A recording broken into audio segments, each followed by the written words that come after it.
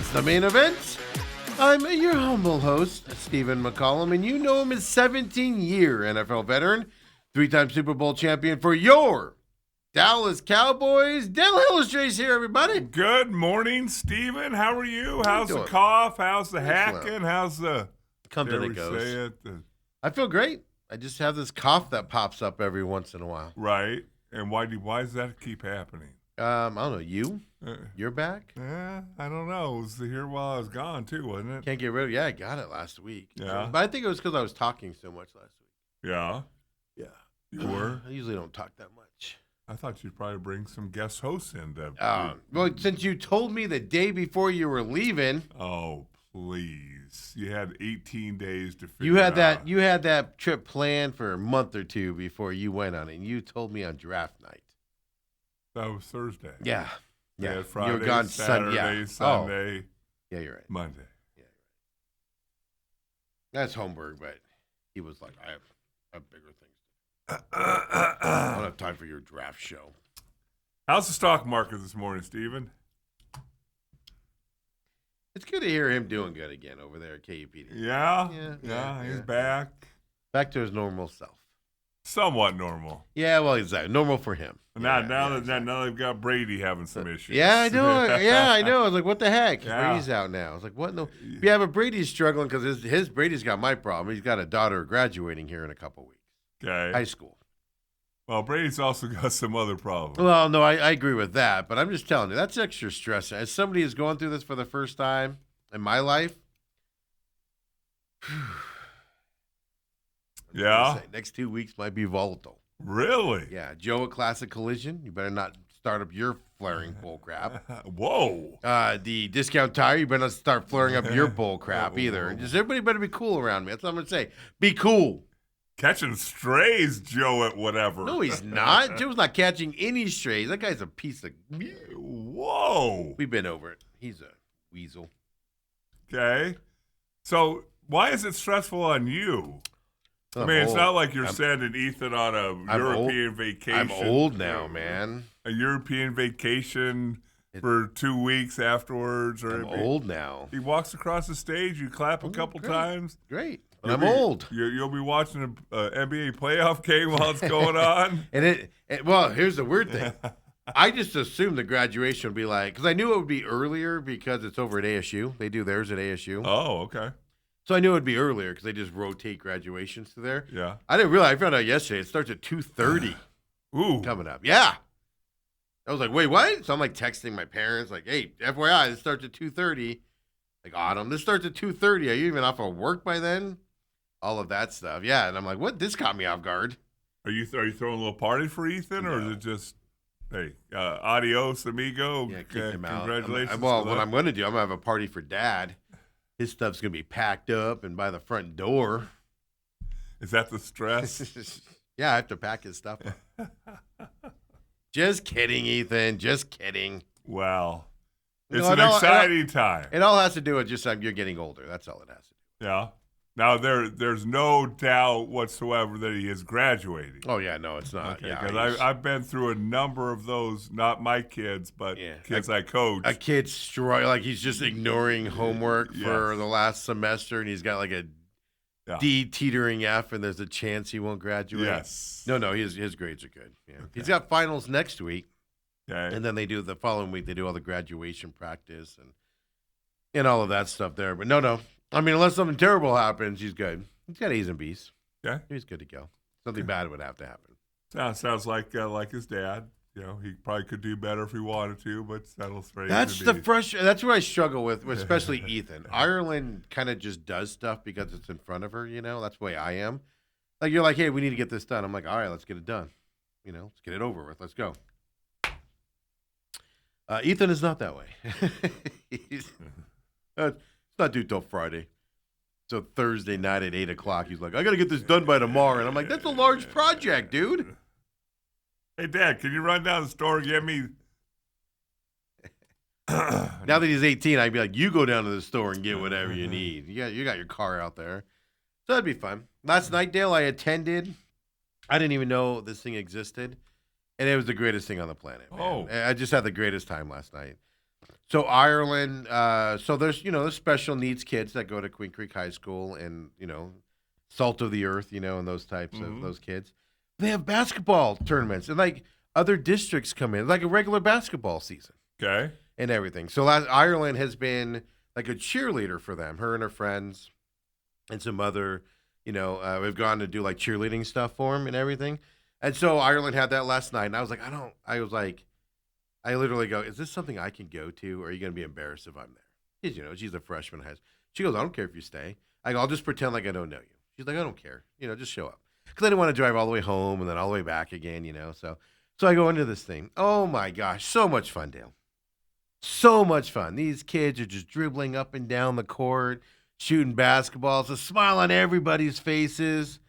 It just brings you back to just what life should be about. Yeah. Well, that's it. And you showed up and God. I mean, it was, and right across the way there, they're having baseball and softball playoffs. Queen Creek High School's baseball team's #1. The stress level on those kids. And I'm in the gym watching these kids parents just having a ball, kids having a ball. It was just an amazing experience last night. That's awesome. And they had cheerleaders. Ireland and her friend were helping the cheer people out and cheering and stuff like that. Just so much fun. I didn't even know it existed, like, in high school. Like, you need to do more. There were even high school kids, Dale, that would help them out. Like, so you had, like a regular basketball player, like a kid on the basketball team. Right. The men's basketball would be out there and would be helping them out, going up and down the court and stuff like that. And it was against Florence, and they had somebody saying it was just an amazing experience of people helping out. They got to start advertising that stuff more because it was just an amazing thing to experience. It was so much fun watching these people. You just don't see joy like that in sports or anything anymore, is what struck me last night. Right. Everybody was just happy. A couple people got mad. One nice little young lady missed her shot, and you got a couple chances at it, and she missed the shot. She was mad. So it was kind of fun. Not funny, but it was kind of like, it was funny because she got mad, just like went over and just like sat down all grumpy. And you're like, yeah, there you go. But she snapped out of it and had some fun out there. But that's what I did last night, Dale. Well, and I just want to say, if you have the ability and you support high school sports, this is the one you can get behind. It was so much fun. The first thing that jumped into my mind when you said that was fun, because even down to as Graham's getting into first and second grade and things like that, there's parents out there that are not enjoying their kids out there. It struck me beyond belief. First thing I thought of, Dale. Yeah. Absolutely. This was nobody had a bad. There was one kid, it was so funny. There was one kid that he had like a hoodie on underneath his jersey. Yeah. And he's running up and down the court kind of hunched over. And I don't know, I've never been to this before. And like his older brother comes over. And so he comes out of the game. You basically play 4 minutes up and down the court. And it's not regular basketball. Like, they don't play defense. They just go down there and stand with their hands up so people can, if they miss, they get another chance, that type of stuff. And when they make it, it's so funny because they all react. They get all excited. Yes, or whatever. And they run down the court. But this one kid's running with the thing. I don't think anything of it.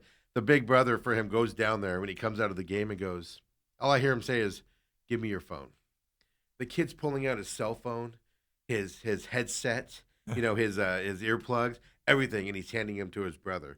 So the guy turns around and everybody's all like, wow, he's got like just a trove of stuff in his hoodie. Well, he's running up and down the court. But that's why he was running hunched over. Yeah. But he was protecting his iPhone. And he's running up and down the court. It was so funny. The kid was like all bummed that took it away from him so he could go play basketball. It was so funny. But I just wanted to bring that up today. I didn't even know this existed. Yes. But if you know it does, it was free to get in on top of it, so you can't even use your $6 or $10 or whatever.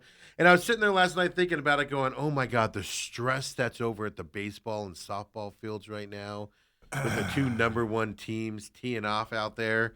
And then in here, just not a care in the world. It was a striking difference. That was the first thing I thought of. Right. Was watching the stands, watching the players. I was just like, this is the way sports should be. That's awesome. And it's not. Because, the other side gets stressful on the other side. So I did that last night. I just wanted to pass along. I'm just telling you guys. You want a reality check? You want to be checked back into reality that you're that their life isn't as bad as you make it sound in your mind. That's where you go. Or what's actually important. Oh, absolutely. I mean, it's they're just they should be protected at all costs. Not protected is not the right word. they should be cherished at all costs and things like that. And that made me think of Shane Gillis because a lot of his family has Down syndrome, and he tells jokes about it. Just how like they reset his memory, they reset his life with everything he went through with Saturday Night Live. He had jokes early on, about his uncle that has Down syndrome and everything, and just how he shows up to places and just brings light into it and stuff like that. It is an amazing thing. I just wanted to pass it along there. If you have an opportunity in a high school and you find, like I said, they need to advertise this. I don't know if they put it on their websites. I didn't even know it existed until my daughter got involved with it and everything, and it's just amazing. It's just an amazing experience. I'm like so you walked in and said, is Steve in a bad mood today? No, how can you be in a bad mood after watching that last night? Stephen, very, very good job. As many times as I chastise you for some of the decisions you make, and rightfully so, good job.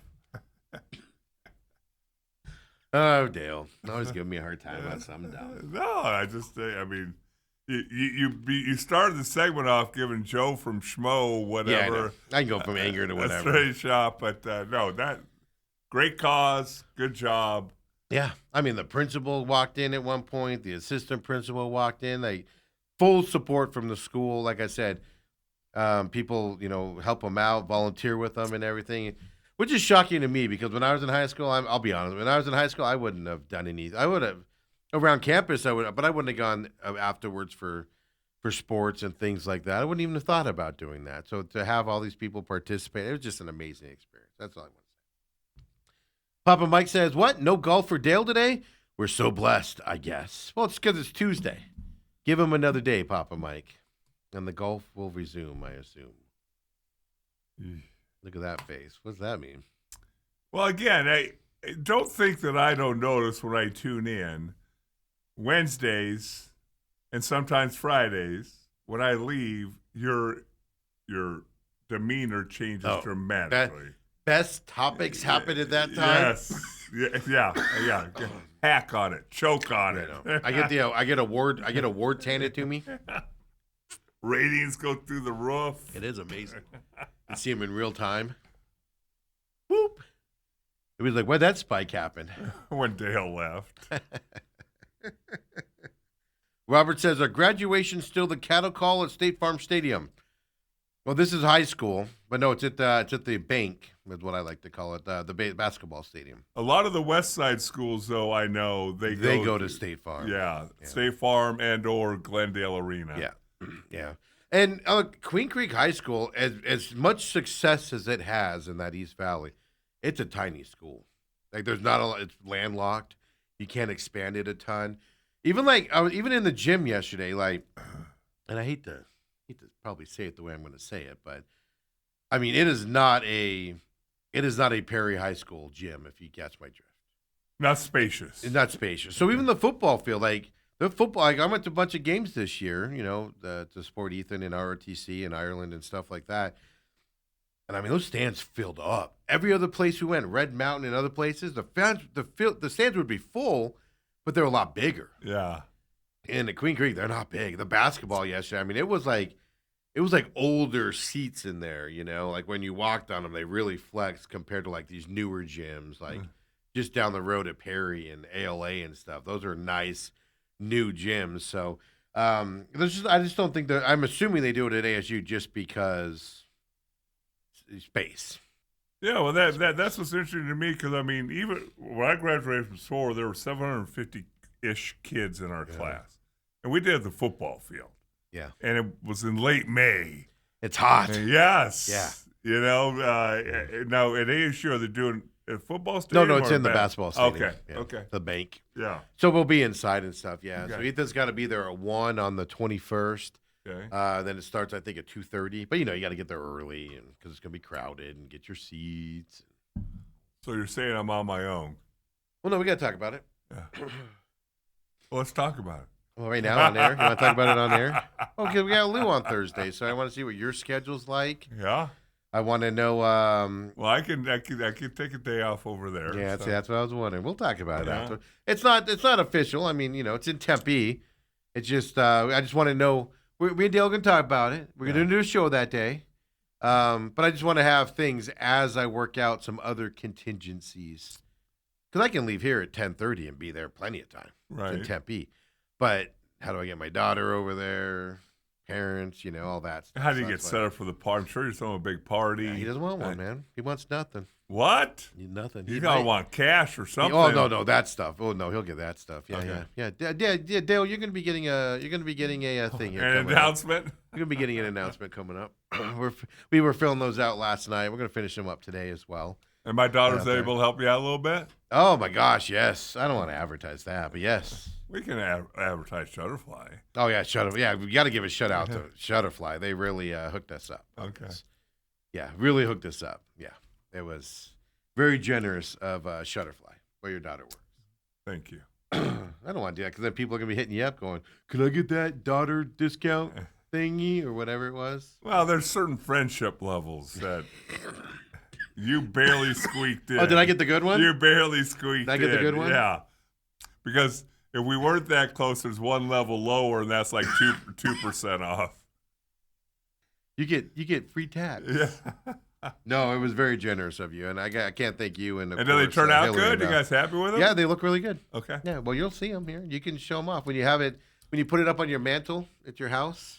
Now the question Hillary is, comes over, she'll see it. listeners, the question is Steve going to bring it in to me and hand it to me, or is he going to put a stamp on it and mail it to my house? Well, Dale, I need your address.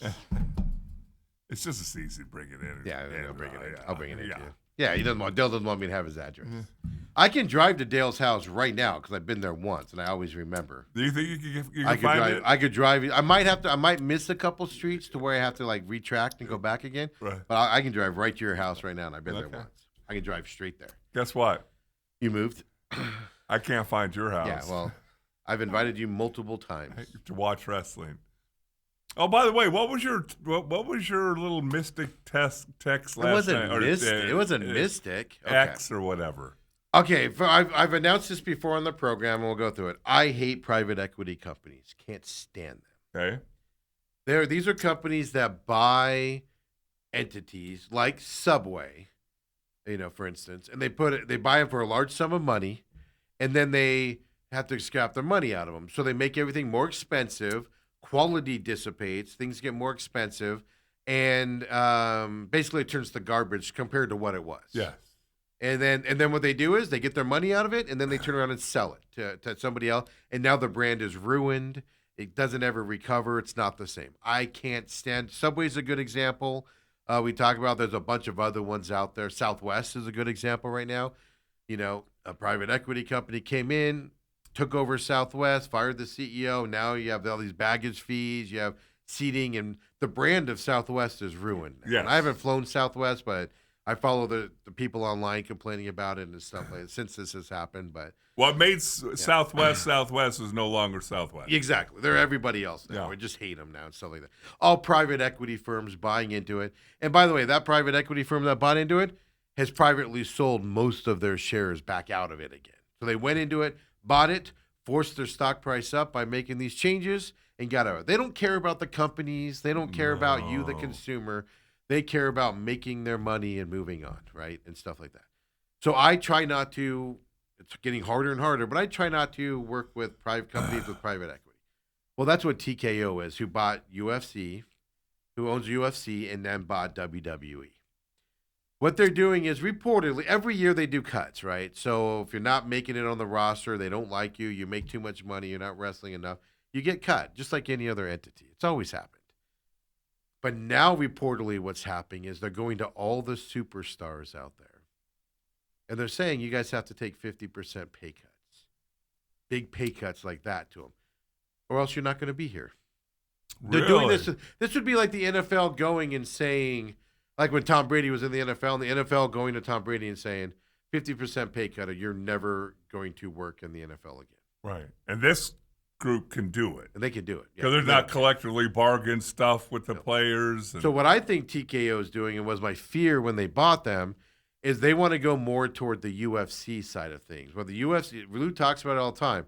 The UFC talent is underpaid, woefully underpaid, but that's the only way they can make money in the fight game is going through, the UFC, the only entity in town. So my thing was, so that's what happened. A New Day is a great tag team. They're fun. They're exciting. The fans light up when they come out.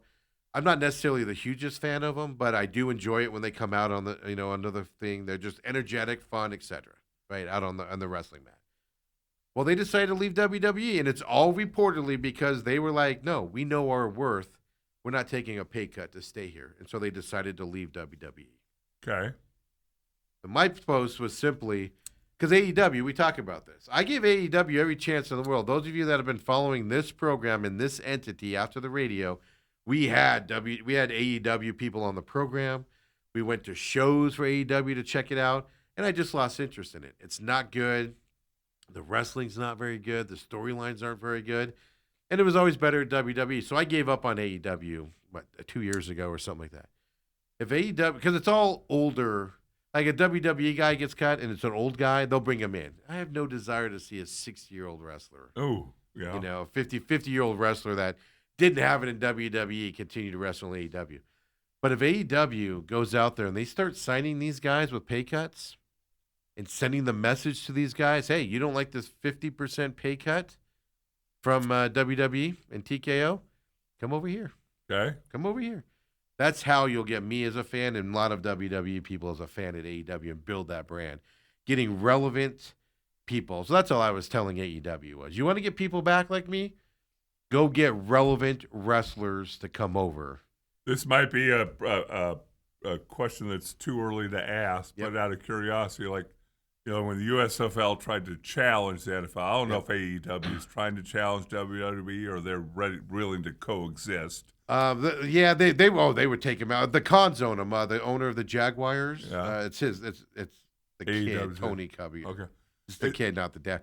But no, they would want to compete with WWE. They just can't. It's like the UFL right now. You can't compete. The NFL is such a huge juggernaut. You can't compete with that. Right. I was thinking back to the USFL, and so I know where you're going with that. is there a handful of guys that they could sign that would immediately yes, like raise the New their Day, stock? the New Day that just got cut. They could sign him, and if you put them out on this Wednesday show and they came out, ratings would go through the roof. Really? Okay. I would watch it. Okay. I would watch it.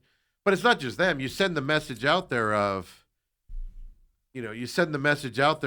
hey, you don't like your contract at WWE and you get out of it, we'll gladly sign you here. Right. Type of a deal. And there is 15 wrestlers right now that if they left WWE and went to wherever they went, I would tune in every week to watch them because I enjoy watching them wrestle. So New Day was one guy who got cut. It was a tag team. Yeah. Okay. They left, but they didn't accept the pay cut. I was reading. Rumor has it that every superstar in WWE was asked to take a pay cut, and half of them did. And there's a few that are balking at it, and the few that are balking at it are big names. Okay. That if they don't go on it, but again, it's just to the point where TKO doesn't care about the product. They don't care about you, the consumer. These private equity companies don't care. They're there to make their money. They just want to put a show on, no matter what the competition and all that is. Like for instance, night one of WrestleMania was pretty much garbage. Like it was fun in the stadium, but it could have been so much. Night two of WrestleMania was so much better.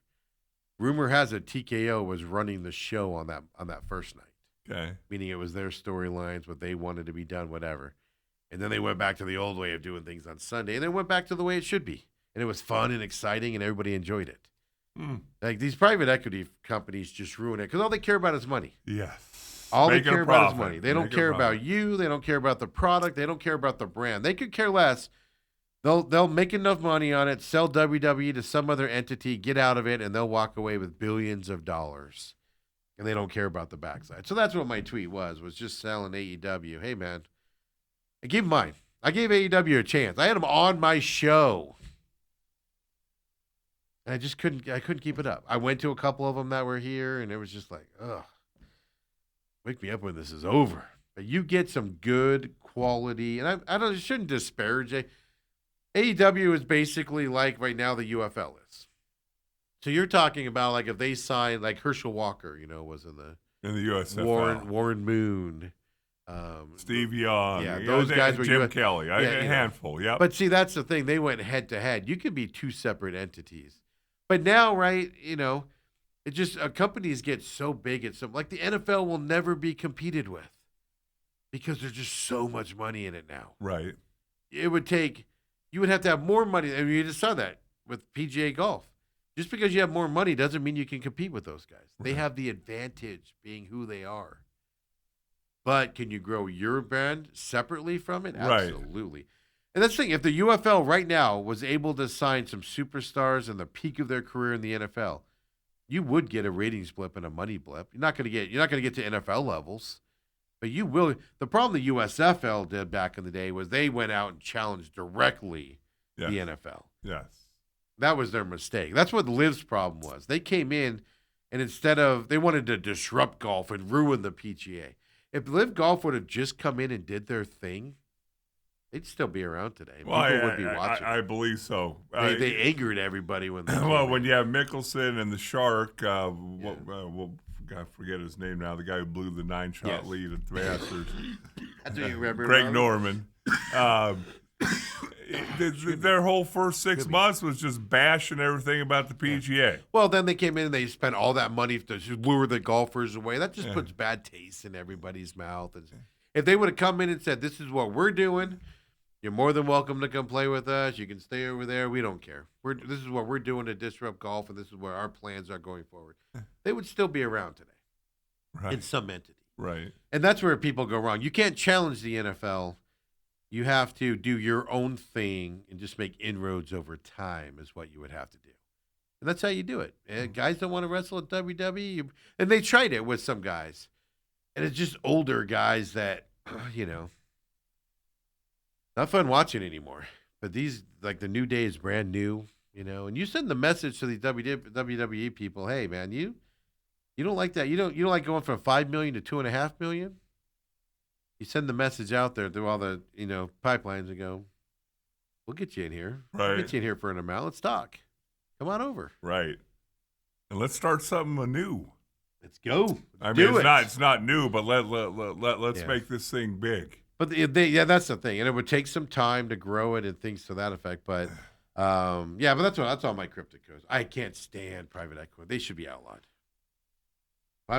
When I'm president. Start that bit again. When I'm president, private equity firms shall not exist. Or at least for the things that you like. No, I think they're a dredge to society. They're private equity firms are the problem with America today. Because it's all about greed and money and ruining things. And it's just like TKO buying WD. They're literally, they don't care if they ruin it, And it's just like, are they going to make it better? No. Name a private equity company that bought something and made it better. Yeah. I'll wait. Hey, we're gonna put a lot of money in this and improve the product. They don't. Yeah. They shrink the product. Subway went from made bread in the in the places to now it's frozen and they just recook it. Cheaper, Steve. No, it's cheaper that way. Yeah. They went from fresh lettuce and stuff like that to frozen lettuce, weeks old, and it's. I'm going to tell you, it's interesting that you bring up Subway so quickly because driving back from Palm Springs on Wednesday, we stopped to get lunch, and there was a Subway there, and I hadn't had Subway in years. Yeah. So I'll get a half sandwich or whatever, and I'm looking at the stuff. I'm like, that doesn't really look all that good. Yeah. And then when I got it and we got in the car and started driving, I took a bite of it. I'm like, oh my gosh, it was not. They went good. to frozen meats and all of that stuff. Yeah, and it's just to save money. Like Cracker Barrel, right? They went from making their biscuits in the restaurant to having them shipped in, frozen, and you thaw them out. It's not the same. No, but it's all to save money. To me, private equity firms are the. And I get their part of it. They can help struggling companies and stuff to that, which used to be their role. But now it's just about buying companies, extracting money out of them, and putting them back out there. I used to eat at Subway all the time. I'm not a sub guy. I'm not. Don't like subs at all. Subway was the one place I would go to, and I can't stand it anymore. So gross. I had the same experience as you one time. I was like, what is wrong with this Right, it's Sam? just- I'm like, is it me? And I did it again. Remember they were $5 foot longs? Oh, and all of yeah. a sudden now they got to be $10 foot longs and, and Yeah. stuff like that. It's just like, whatever, man. Garbage. Robert says, West Side, best side. He says, mine was on the high school football field. Caroline Warner was our speaker. Lovely voice. Could have been the cigars. Who's Caroline Warner? That's not Kurt Warner's wife, is it? I don't know, maybe. I don't think so. She doesn't smoke, does she? No, and I think that she's younger than us. So Caroline Warner is, I recognize her. Oh, no, I don't. I do not recognize her. You mean the former Arizona superintendent of public instruction? that's probably her. Yeah, there's another Caroline Warner that I recognize, but that she would not have done your high school graduation. Yeah. Yeah, mine was at Dobson on the football field too. But like I said, I have a feeling it's a size issue there at Queen Creek High School. So yeah, so 2:30 coming up. At least it's indoors. Could you imagine sitting outside? I mean, like when Autumn's kids all grad, she's got one left in a couple years, but man, Desert Ridge. It's like you have to be there at like 5:30. It starts at 7 to get your seat because it fills up, and it's just sun's beating down on you, and you're hot, sweaty, and everybody's just like everybody's trying to be happy, but you're just miserable because how hot it is. By the time like halfway through the name calling, you're like, hurry it up! We're dying over here. Come on, get to the M's. Let's go. It's- oh my goodness. That'll make me laugh, Dale. Excuse me, everybody. I apologize. Robert, Papa Mike says, wow, awesome point, Steven. You're on point today. Look at that. Get some praise today. He goes, you probably should end the show now before you give me a chance to find something you do wrong. I was watching. It's funny you say that because I was just watching a Seinfeld rerun, and George. It was a show where George he learned to leave on a high note because he'd always say something, and everybody would laugh. Yeah, and then you hang around and say one more thing and be so stupid everybody forget about it. Yeah. So then he just said, if I get a laugh out of people, I'm leaving. Whether it's a business meeting or whatever. I can see Steve going, all right, good to see you. Dale's got it. See you, everybody. Heck yeah, leave on the high note, man. That's what they always say. Finish on the good ones. It's like golf, Dale. You play like garbage the whole round on 18. You par 18, and you hit some beautiful shots, and you walk off. You don't remember what you did before. Nobody cares. You just remember 18. It makes you come back again. Now, some of the things you think about that, you get mad at this shot or that shot, and then by the time you get to 18, you've forgotten about it anyway. So That's just because you're affecting you. yeah, you choke on yourself. Hey, before we take our break here to start this show here, I got to bring this up. I didn't do it yesterday because I find it okay. That it's a Rattler situation. Nothing's been put out yet. Kind of makes me question if anything will be put out. We'll find out. I have seen it hasn't died on Twitter. No, it's still up there. But I knew it was there because I was watching the game. I watched the post game. I saw it and stuff like that, and it makes me laugh. I'll be honest with you. As stupid as the whole thing is, grown men in a sports environment sometimes make me laugh. Yeah. And this is stupid. The Las Vegas coach pushed Kevin Guy. Kevin Guy responded. They went after each other. The Las Vegas, we played that video yesterday. The Las Vegas coach is now blowing kisses to Kevin Guy. Just remarkably stupid environment, but so much fun to watch at the same time. Right. But it's just your coaches. How do you look at your team? How do both of these guys look at their team and go, every what are they? Unsportsmanlike penalty you get, you have to run in practice. Yeah. How do you look at your guy and say that when you just got kicked off the field for losing your cool, right? Stuff like that. So that's why I look at it on the coaching side. Kevin Guy actually responded. I had it yesterday. I didn't feel like playing it, but since we haven't heard anything from the IFL, I'm going to play this because this is remarkably stupid. I'll be honest with you. He shouldn't have done it. But at the same time, thank God he did, because this is amazing. Kevin Guy actually responded. They interviewed him on the program after the game. He came out to the side there, and he talks to Yahoo Sports about the incident and all of that stuff. Here it is. Kevin Guy responds. Sorry. Hey, I guess we've got Babs. Babs, what do you got for us? Wow, what a crazy game. Coach Guy, what do you say exactly what happened there, and what do you want to say? Well, whether he agreed with the call or not, I don't know if it hit the wall or not. It was about the call on the field was a touchdown. He didn't like it. He pushed me, told me to get off the sideline, and then he pushed the wrong guy. And I just, I'm going to knock his bitch ass out when I see him. Oh, my gosh. Now, Coach Davis did put his hands on you, is what you're saying? He sure did, and we're going to deal with it. I'm going to be right out here waiting on his ass. I'm good. Okay, there's Coach Guy in one of the great games in Indoor Football League history. Back to you guys. I'm sorry. Totally not appropriate as a coach. You can't do that stuff. But dear God, I'm glad he did. That is amazing. Yeah, it's always fascinating when. Right I don't know if I've ever been in a game. I was trying to think after we talked about that yesterday. Whether I've ever been in a game where two coaches. It's the only game where I guess basketball you could possibly get into. Because they're a close bit. to each other, yeah. But I don't know if I've ever seen a coach put his hands on another coach during a game. Well, I brought up on the range sideline that's happened before. Well, yeah, same sideline. Yeah, same sideline, but not opposite. But they'll yell back and forth. But you're far enough apart, right? And stuff to that effect. That's. But that's just he had time to cool down, and he's still just like, I'll be back here. But that reporter guy, that's like the number one crew. That was two teams vying for the number one seed in the West. Like this was a playoff atmosphere game. Right. And they had the number one crew there for Yahoo Sports. Jason Fitz, if you remember him from ESPN and stuff like that. But that guy's all like, he's like, oh my gosh. It's so great. I'm sorry.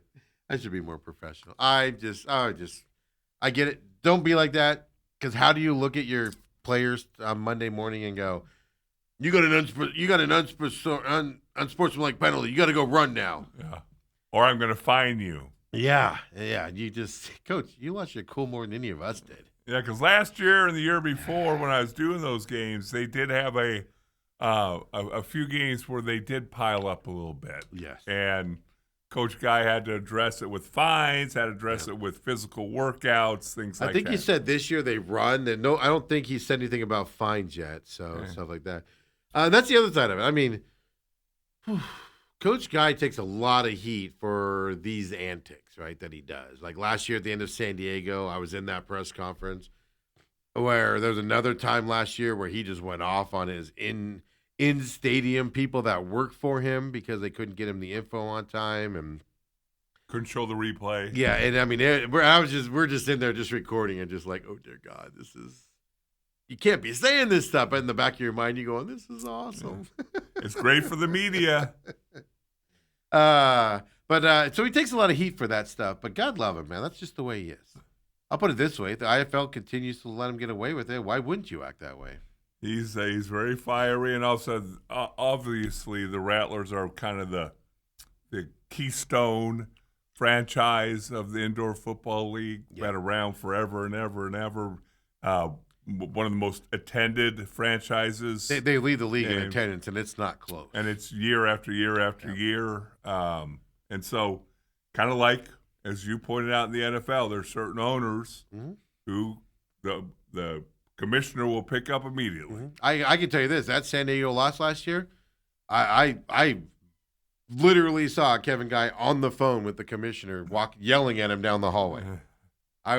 I saw that whole exchange on the phone, right? And everything like that. And I'm like, how many coaches call a commissioner after a game while he's walking to the locker room, fired up about something? And he did get screwed last year in the playoffs. Yes, they did. But Robert says. I'm sorry, Papa Mike says, what a child that coach is. But I agree. Like, that's the competitive environment. Let's just put it that way. Very fiery, very, he's been very, very, very successful. His players play hard. That probably got a little out of hand. But again, I don't know what I would do.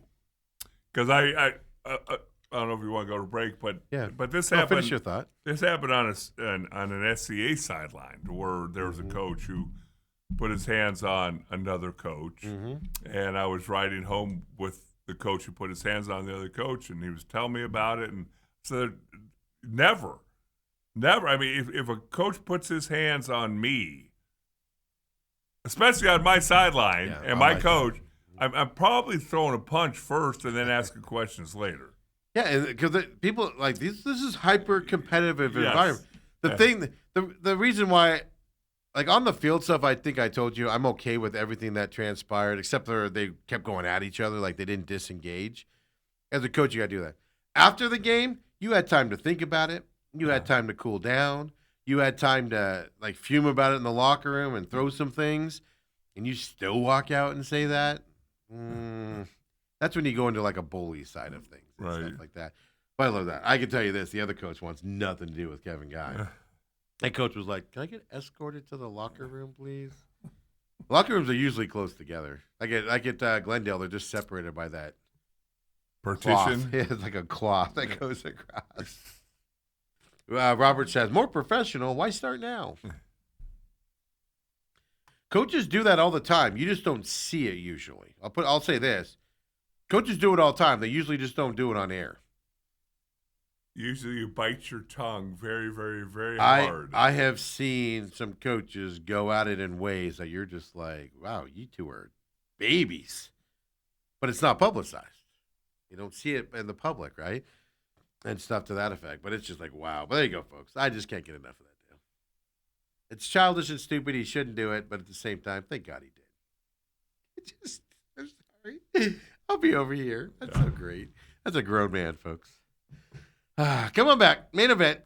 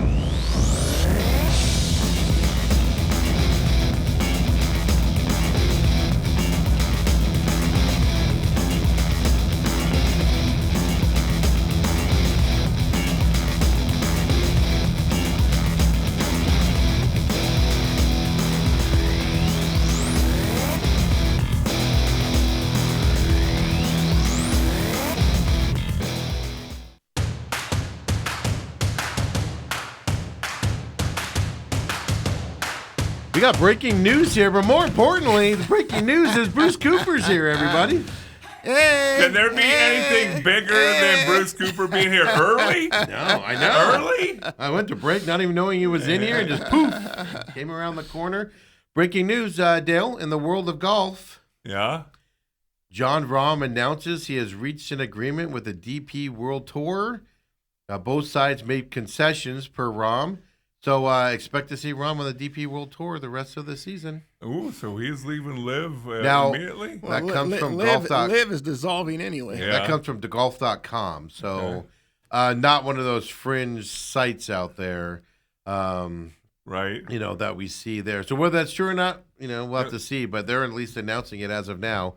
You're going to start seeing these guys jettison because the longer they play on the Live Tour, the longer it's going to take for them to get back on the PGA Tour. So that's why they kind of have to get behind that and things to that effect. So I don't know if anybody else has that, but that is out there right now as well. Coop, how you doing, man, on this Tuesday? I'm doing great. I guess I can't complain. I mean, I've let the Suns get out of my system, and I was able to vent my frustration of Jordan Ott, the Suns head coach, in his refusal to match up big against big. I mean, he just it just drove me crazy. What did you think? I don't have the clips now because it was after you came in. I played some of them where Matt Ishbia and then Gregory, the GM, they spoke a couple days later. Did you see their comments?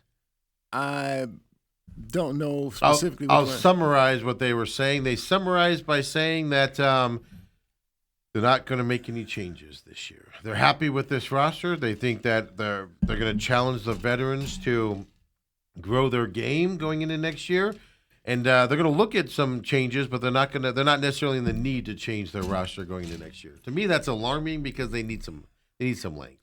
Well, I'll say this much. We just finished up the NFL draft, right? Oh. Do you believe anything that comes out of the front office during that period of time? No.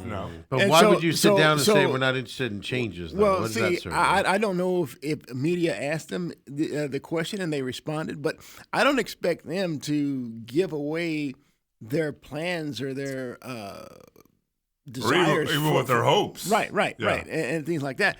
But I will say this: that player development is huge, and I've said here on this show, I think I was with you. I think I've heard people say that they think that the growth of Malawach and Fleming is paramount. It's huge. I think the biggest player that needs to improve the most is Oso Ighodaro. Oh. Here's a guy who plays center. He's an undersized center, but he's perfect at a power forward. But the dude has to develop a perimeter jump shot, for crying out loud. That's the only way this will work. The Suns will be so much better if Oso Ighodaro and Rasheer Fleming can share the 4 with Malawach and Williams sharing the 5. But when you have Oso, who's limited to some push shot in the paint, dude, and he shoots 45% from the freaking free throw line. Are you kidding me? Right. This dude has to evolve. See, that's how the Thunder got better, is through player development. It seems like everyone that they draft, I don't care if it was a no-name, they emerge as a player. They put in the work. They develop. Look, I have no doubts that Rasheer Fleming and Malawach will put in the work. I mean, I do doubt very seriously Oso Ighodaro. This is just coming up on his 3rd year. He came into his rookie year with a push shot in the paint. Yeah. Second year, push shot in the paint, 45%. Dude, are you kidding me? Dude, put in the work, man. Come on. To me, it's one of those things where you start playing basketball at a young age, and when you're a younger kid, you have to push the ball and things like that. But the one thing that I've always said this about Magic Johnson, he came in, he couldn't shoot. Absolutely. He could pass. Absolutely. But like nobody else could. Jason Kidd couldn't shoot. Amari Stoudemire, who I saw firsthand, who came in, who was just a dunker. Right. I mean, they all evolved into great shooters. Matter of fact, Jason Kidd's one of the top 10 leaders in three-point made. The dude, they used to call him Ace and Kidd. You know why? Because the J was missing. Yeah. His J was missing. Right.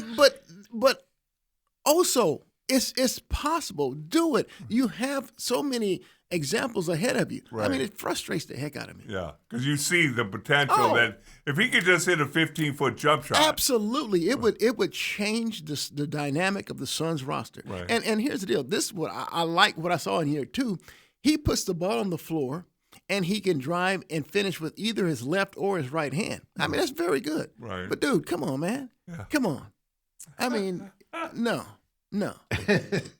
He's still fired up about the Suns. Yeah. That's the amazing thing about it. Well, I thought I'd let him out. Well, I got fired up by the comments because I agree with you. But I mean, what's the benefit of sitting down? I get it. Matt Ishbia, I call him the giant cheerleader. It's just he'll always just be Mr. Positive and things like that. And you got to give him a ton of credit for building the team that they did. They did everything they said last year, and they implemented it. Yeah. And the team outperformed. And I can get that type of optimism, but they cannot be that dumb where they don't see what everybody else sees. You're missing the length needed, to compete with the bigger teams. You said it during the season a number of times. They have so many guys that are alike. Yeah. It's not like you look at Oklahoma City and they can bring in big guys They could bring in small guys. yeah. They could bring in a mix of guys. Yeah. But- It's but- like but here- Devin Booker goes out, and then the Devin Booker clone comes in. Yeah, you but know? yeah, absolutely. So Steve is saying they have to go acquire length. I disagree. They have to play the length. Well, that's issue They- number two. I agree with that. because I mean, look, Rasheer Fleming just sat. He just got garbage time during the first 3 games. In Game 4 in the third quarter, still a tight game. Puts him in. First thing that happens, SGA drives and it's blocked by Fleming. Fast break opportunity the other way. Come back down. Next thing you know, Fleming has a strip steal. Fast break and one for Dylan Brooks going the other way. Oklahoma City calls a timeout. But my point is, this dude was on your bench the entire time, Right. and Well, he you was playing G didn't League games. use him. You Yeah. didn't use him, and it just drives me crazy that they had the Thunder 2 7-footers that they started, Hartenstein and Tall, skinny guy from Gonzaga. What's his name? I'm losing his name Chet. already. Chet Holmgren. Holmgren. Chet Holmgren. Thank you very much. And so we're matching. Chet. We're matching up. Well, get this. This was their starting lineup. Game 1 of that series. Booker, Green, Brooks, and Jordan Goodwin. 6'3" Jordan Goodwin. And then you had Oso at 6'11". Right. I mean, are you kidding me? I love Jordan Goodwin as well. But just like the Thunder would do, they would take advantage. They said, okay, Oso, you're the only big they have. Tell you what, Holmgren will step out the 3-point line. Oso has to come out.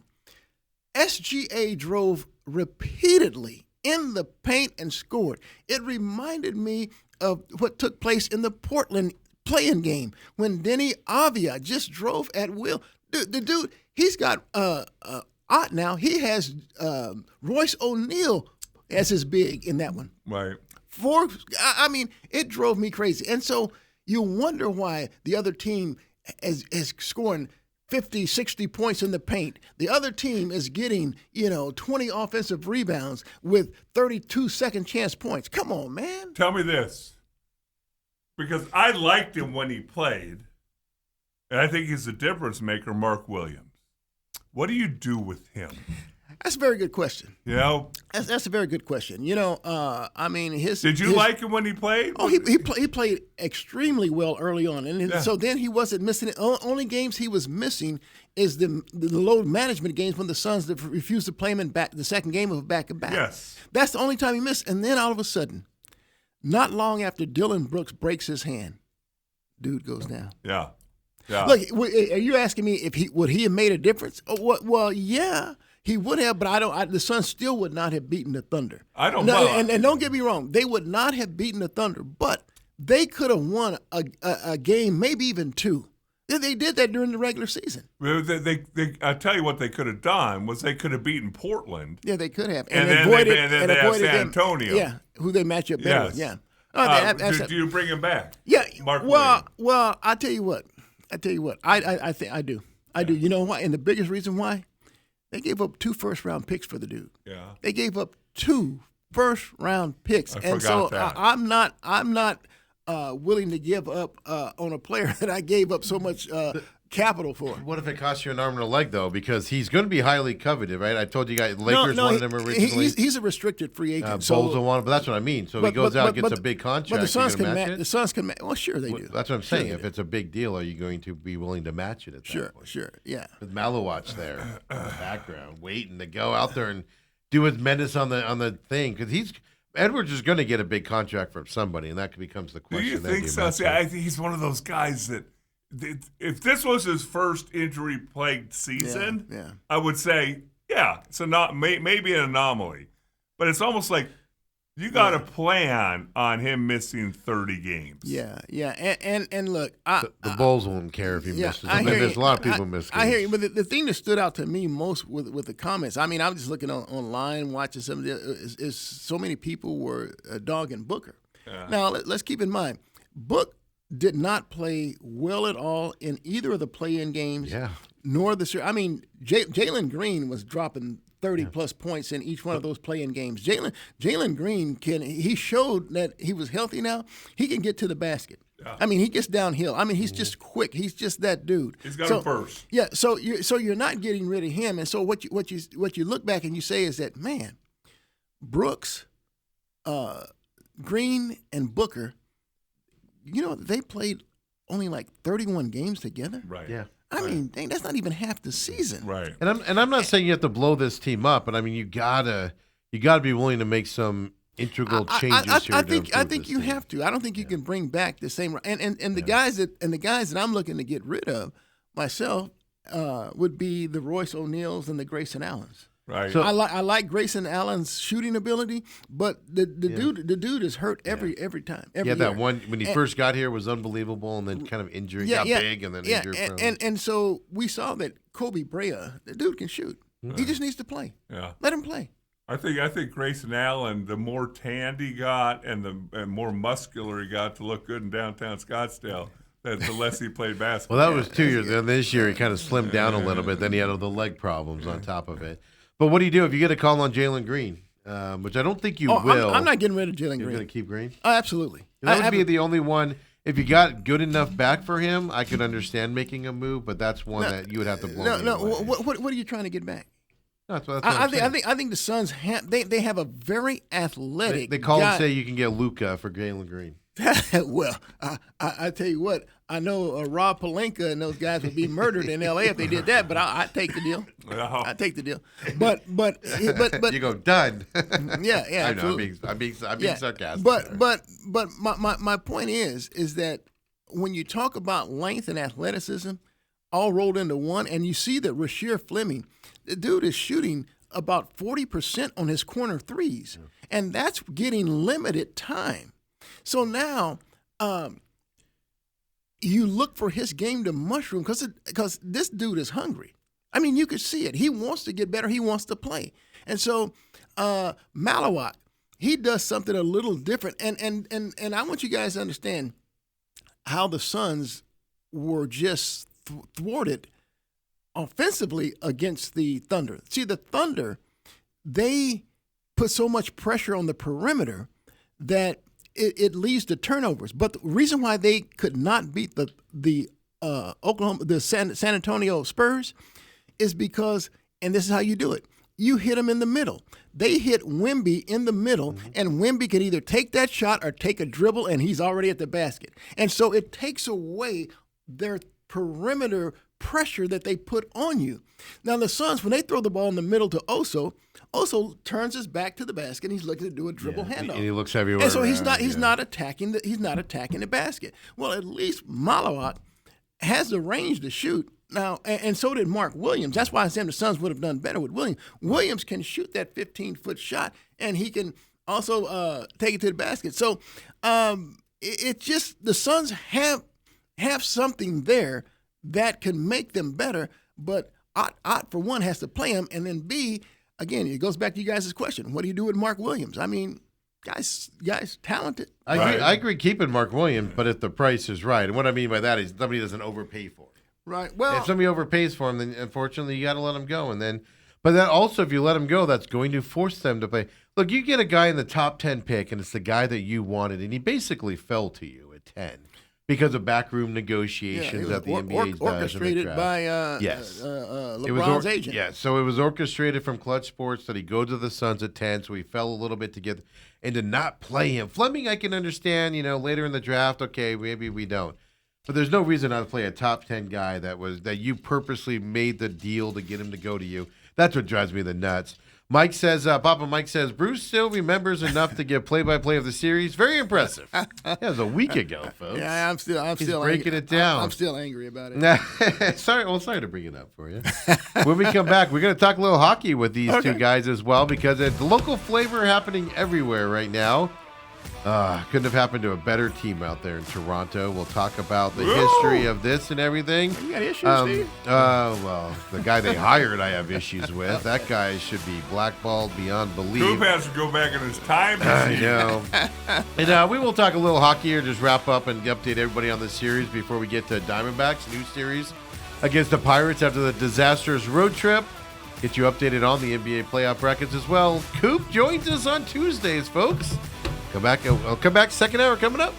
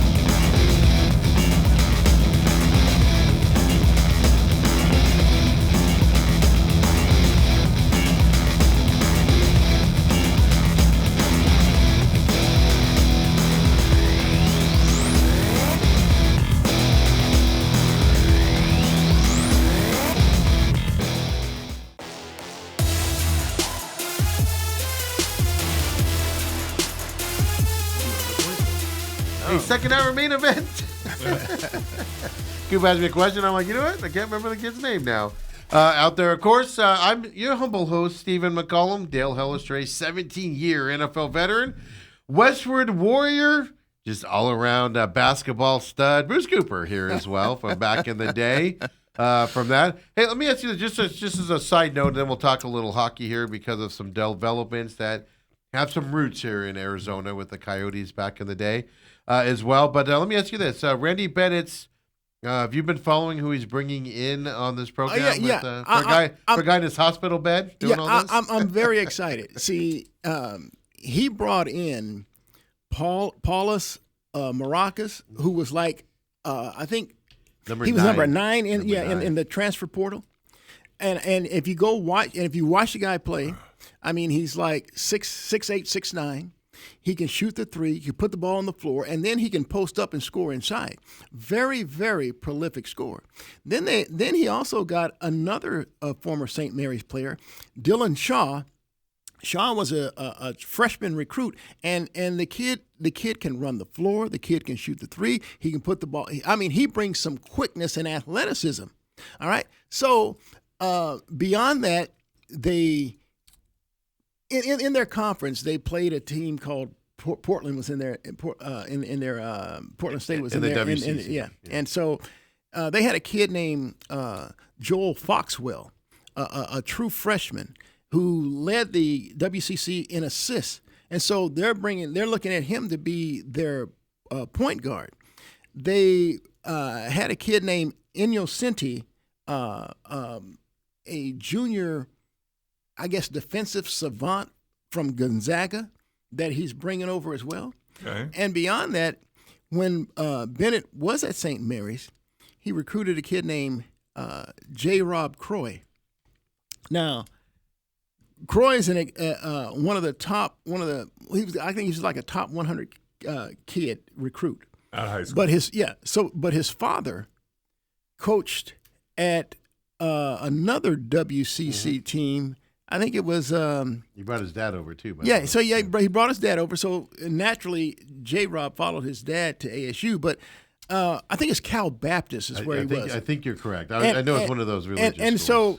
So he had a guy, a freshman center. I'm talking about J. Rob Croy's dad, that he brought along with him as well. But I looked up the kid's stat.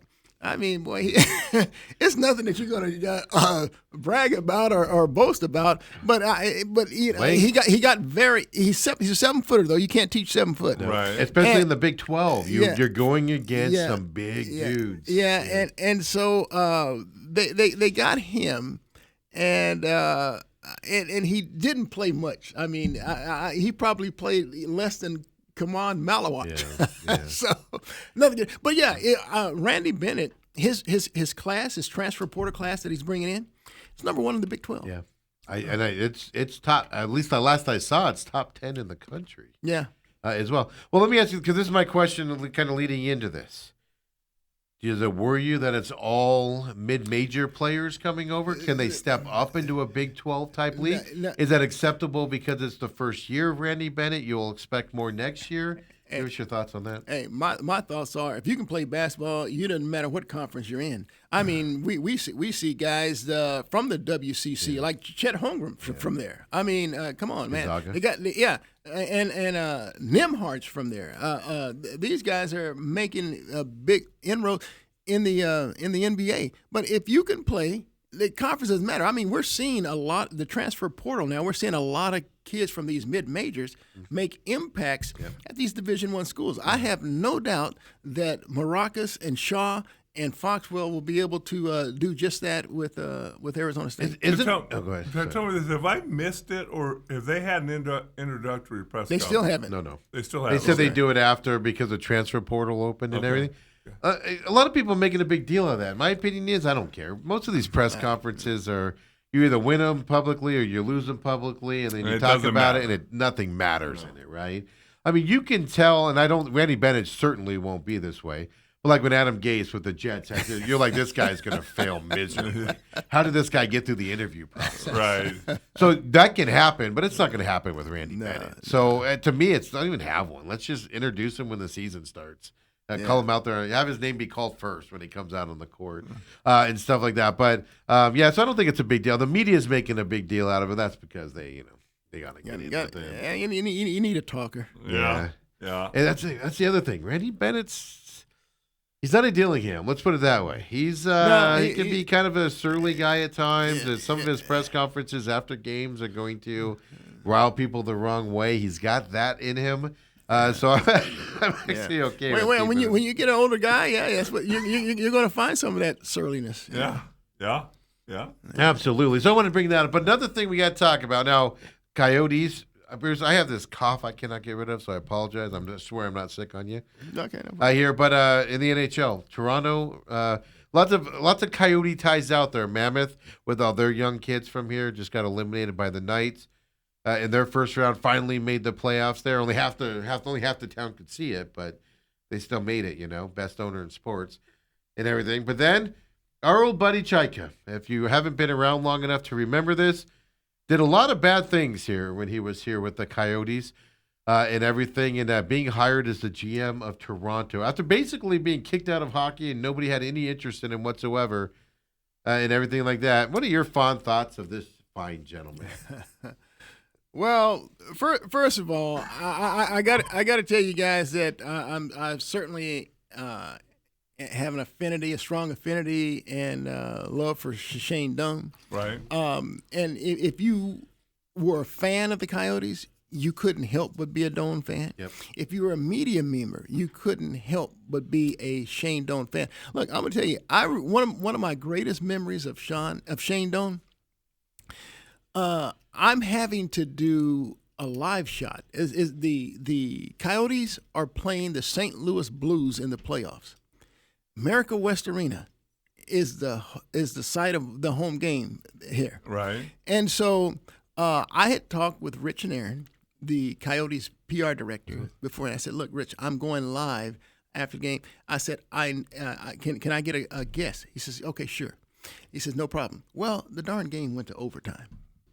And so I'm like, I'm not going to have a guess. Right. And so I'm in the hallway outside their locker room. And you know how they put the carpet, the little runway down there, because the guys had their blade skates and stuff. So we go to commercial break, and I say, "Hey, look, I'm just going to just have me do a Q&A with Mark Curtis. I'm not going to have a guess and stuff like that." And they say, "Okay, no problem, Coop." Well, I hear the horn go off, and so the game's over. All right, and I really don't know who won, but they told me in my ear, my FB, that a Blues won in overtime. Okay, all right. So as I'm getting ready to go on, I'm starting to talk. I see out of the corner of my eye, two guys running, One, I just see sweat just flying through the air and stuff. It's Shane Doan. He ran to me to be my guest for the post game, and he apologized on air for being late. Dude, you had an overtime game. Are you kidding me? And they just lost. Yeah, and they just lost. And he but that's just who the Captain Coyote was. Right. He's just that dude. And keep in mind, at that time on that team, he had some guy named Jeremy Roenick. Yeah, maybe big you names heard of with him. them. A guy named Keith Kachuk. Maybe you heard of him. But this guy, he was that dude. Right. He's that dude. So now you fast forward to, his career is obviously winding down. Coyotes hired this snotty-nosed kid named John Shika, and I call him snotty-nosed just because he was like, maybe 28, Yeah, he was 27 young. years He old, was really young, young. I mean, yeah. and as their new GM. And Murillo was the owner at this time, right? No, he had Murillo, not bought yet. he Okay. hadn't bought it yet. That's what I was trying to remember the Yeah, time frame on that. and so at any rate, he wants to meet with Shane Doan at a breakfast. And man, you wouldn't believe the word that's coming out of there. I mean, he fired Shane Doan. Mm-hmm. He said, "Look, we don't want you anymore." Shane, like, dude, look, I'll play on the fourth line for Yeah. you. He said, "I just want to have one more year, my swan song." No, you're done. And so when that came out, oh my gosh, there wasn't a media outlet in town that didn't crucify Shika and the Coyotes. Right. And This would have been like in the final year where Larry's about to retire and Larry went to the Cardinals. This would be the equivalent. Yeah. And Larry was like, I want to play one more year. I'll play whatever role, even if it's a third down running guy, whatever, barely on the field. I want to come back for one more. And somebody in the Cardinals going, "No, that's all right. We don't need you." yeah. It would be the same type. Yeah, and now, so when Alex Murillo did get hired, and this is a crazy thing. He did a smart thing. They were trying to they decided to bring Shane Doan back into the organization. Right. And Shane says, "Hey, look, I'd love to be the director of player personnel for the deal."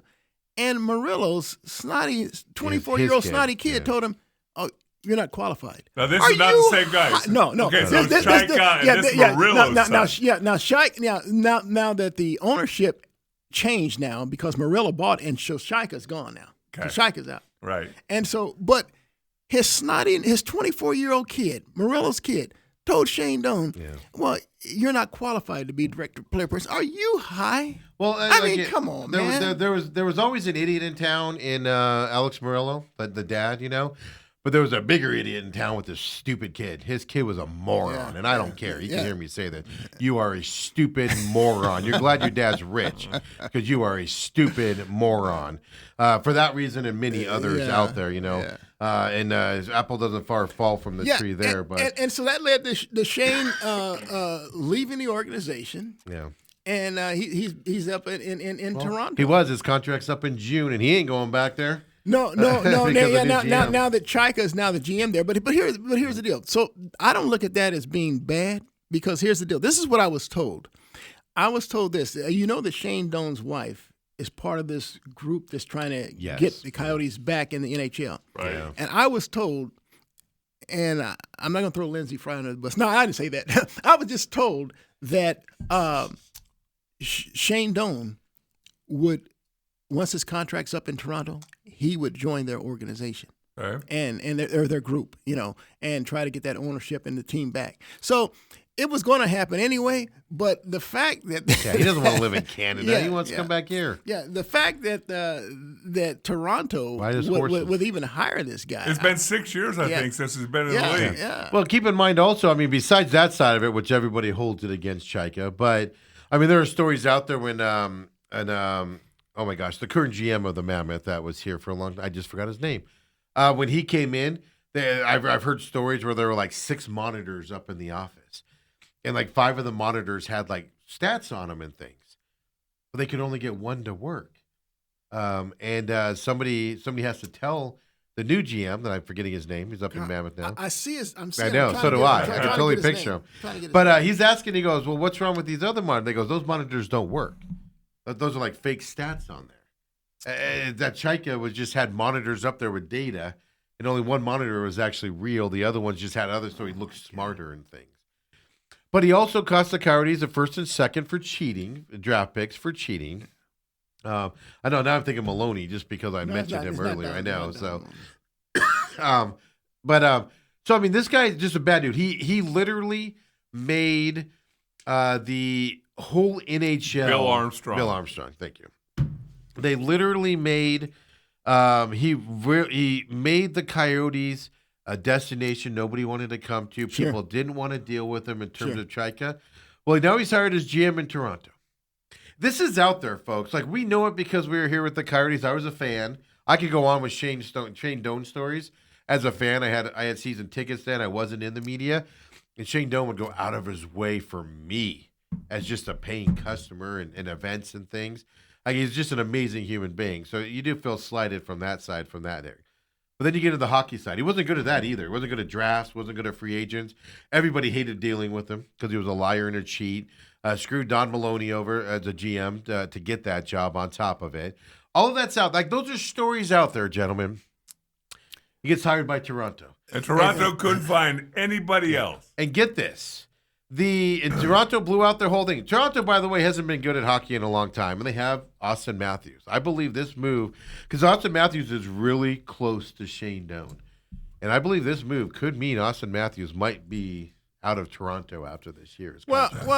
Let's just roll the calendar forward. Let's say that Matt Ishbia, for one, He's getting it. He's able to get the Coyotes here. He buys that franchise. So now he owns the Suns and the Mercury and the Coyotes.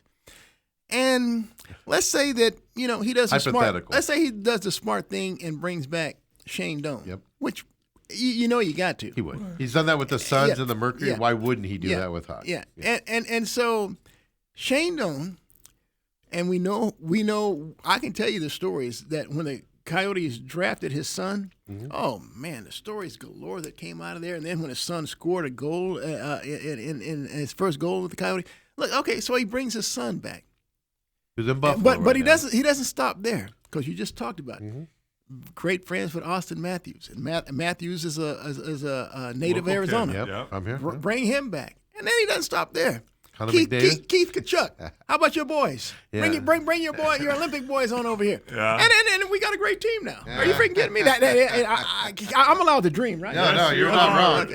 You're not wrong. But Austin Matthews, if we had a team, he would be in play because I do believe this might be and he's not happy in Toronto anyway because the way they don't win and put in. But here's the issue. So keep in mind, all this stuff's out there about this guy, about not just what a bad GM this guy was, but what a bad dude this guy is. Yeah. Toronto, God bless the Toronto media, Coop. Have you ever met anybody this brazen here in the Phoenix media to ask a question like this? Here we go. Yesterday in the press conference, asked why he hired Steve Chaika. Simmons, Toronto Sun, for Keith.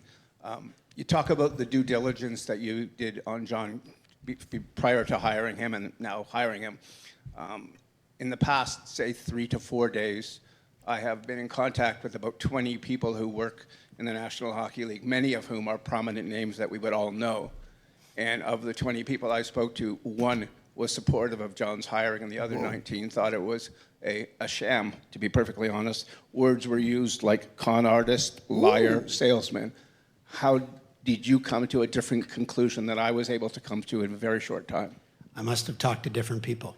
Jeez. That's it? Because I'm telling you, the hockey world today is astounded by this announcement. Okay.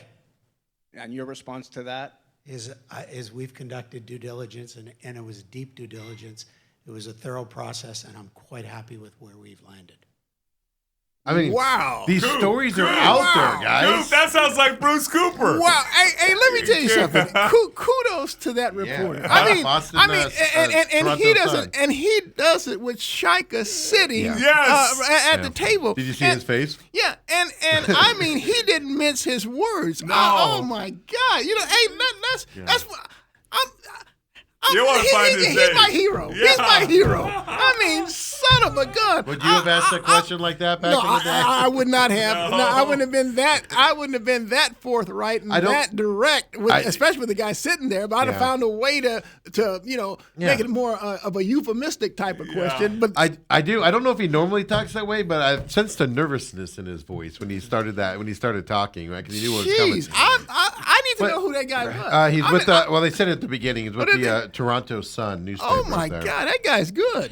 But those stories are out there, and you just heard the guy say, "Oh well, we talk to different people." Just do a Google search on Chaiga, and you'll know exactly what the history is.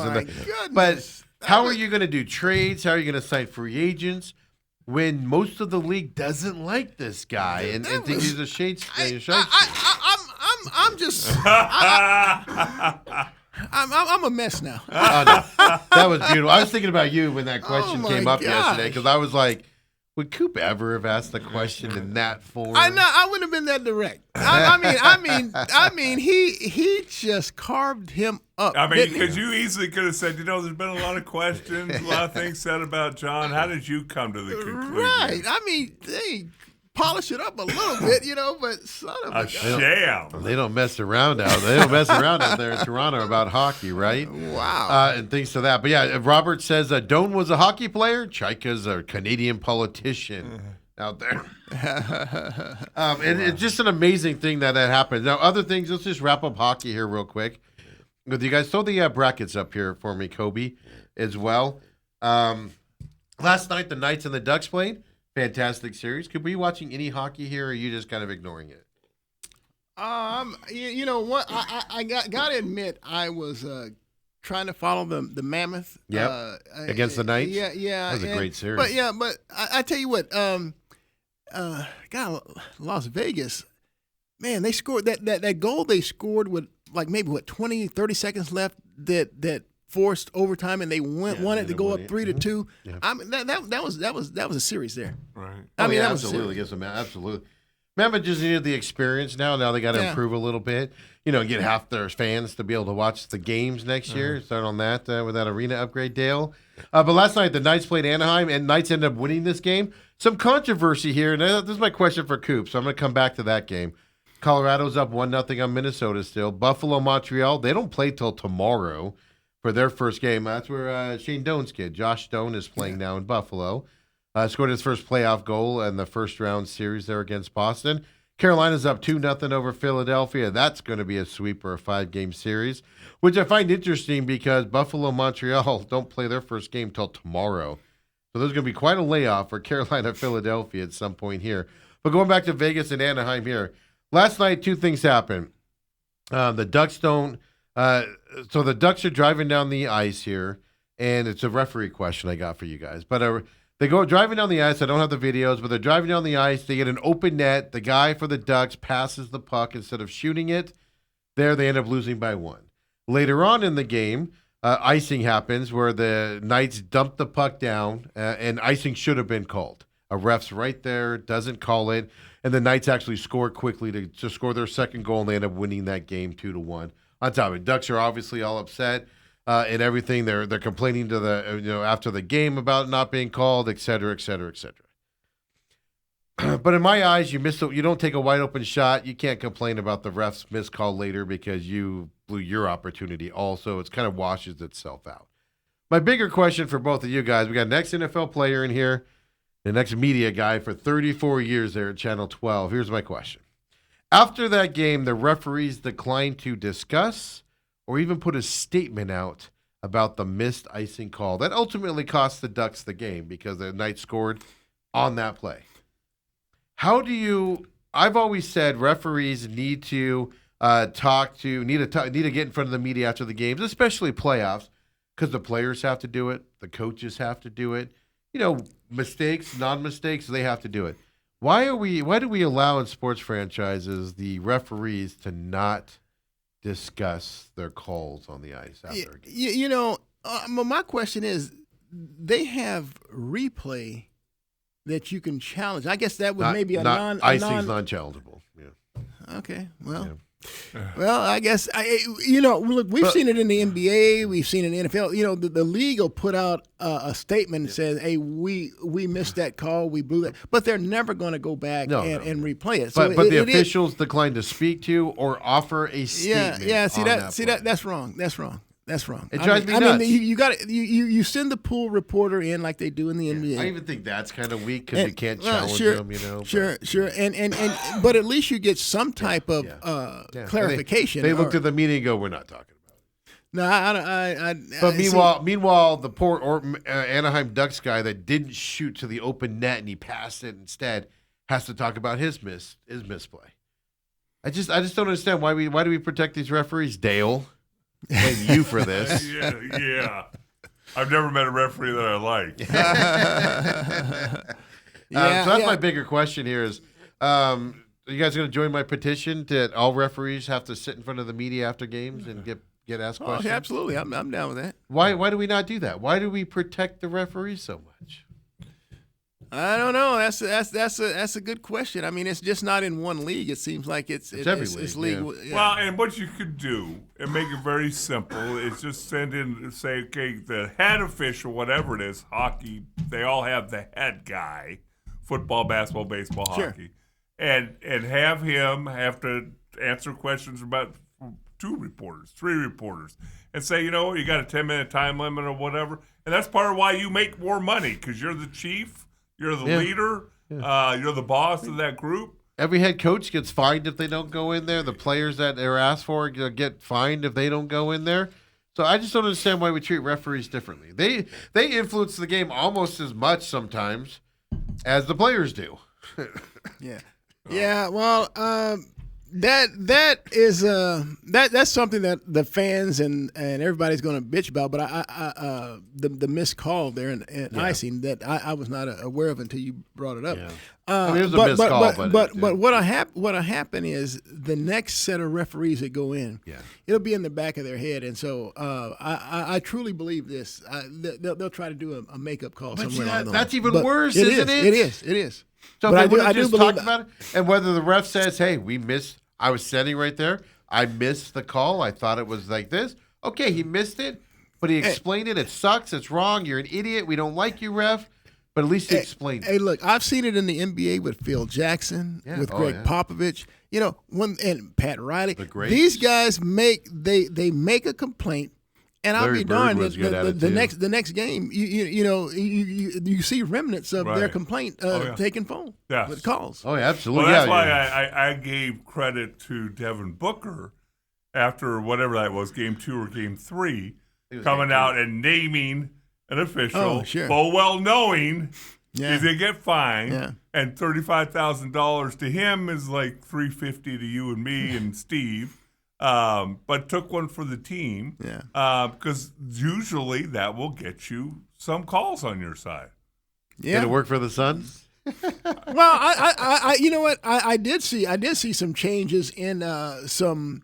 I saw SGA called for more of those push-offs. Yeah, they did. And they didn't. So, more importantly, they didn't call some of those what I call flops, but some of those exaggerations. They actually didn't call some of those that they were calling earlier as well. So it helps. And it's out there because not only are the refs more attuned to it, the people that judge the refs are more in tune to it also. And the people that judge the refs go, okay, well, you guys were calling, there was no foul here, and you guys were calling it. So the next refs want to go, well, I want to ref in the next round, so I better not be calling those if they're not really fouls. So that's kind of how it works on that side. But I don't know. I just want to get your guys' opinion on referees being able to skate the system, no pun intended. Before we go to break, speaking of flopping, is there anything worse than seeing a 7'1", 300-pound man crumble to the floor when he gets bumped into by a little point guard? Talking about Joel Embiid. You're talking about your guy, Joel Embiid. I mean, Coop, that's a long way to fall and a long way to have to get up just to flop. Yeah. Hey, look, I didn't expect the Sixers to win Game 1, but I didn't expect them to get blown out the way they did. But because here's the deal. when you're coming off an emotional 7-game series, Well, Kobe, throw up the playoff bracket while Bruce is talking. an emotional 7-game series against a Celtics team that everybody now is looking be the favorite, and you rally from down 3-1. Yeah. You know, there's going to be a letdown. Yes, There's going to be a letdown. no and doubt. so I think that this series will, for the Sixers to really pick up in game 2. But you're right. I saw the same thing. Instead of him having the fight like they had against the Celtics, I mean, now he's trying to flop and trying to get it, you know, because his heart's not in it, his mind's not in it, physically he's not. Look, I mean, they were a joke. I saw a funny, I saw a funny little thing on TikTok where a comedian was like, you know, back in the 80s, guys weren't on the ground, you know, and, you know, the arm would be off and they'd still be running up and down the court. Nowadays, the basketball players spend more time on the ground than anybody else. But yeah, you're right. I mean, my Knicks 3rd game in a row with at least a 30-point lead in a game. So that's my question last night. Are the Knicks waking up? Or is that a letdown game from the Sixers? I do expect the Knicks to kind of blow out the 76ers in this series. Oh, but- not at all. You don't Not think at so, all. huh? No. All right. I can see this going 7 games again. I think Embiid's going to hit a wall in this series. I would not be. I would luck not. with the Celtics injuries, though. I would not be surprised to see the Sixers win. Really? Especially if Paul George picks up his play like he did against the Celtics in those games.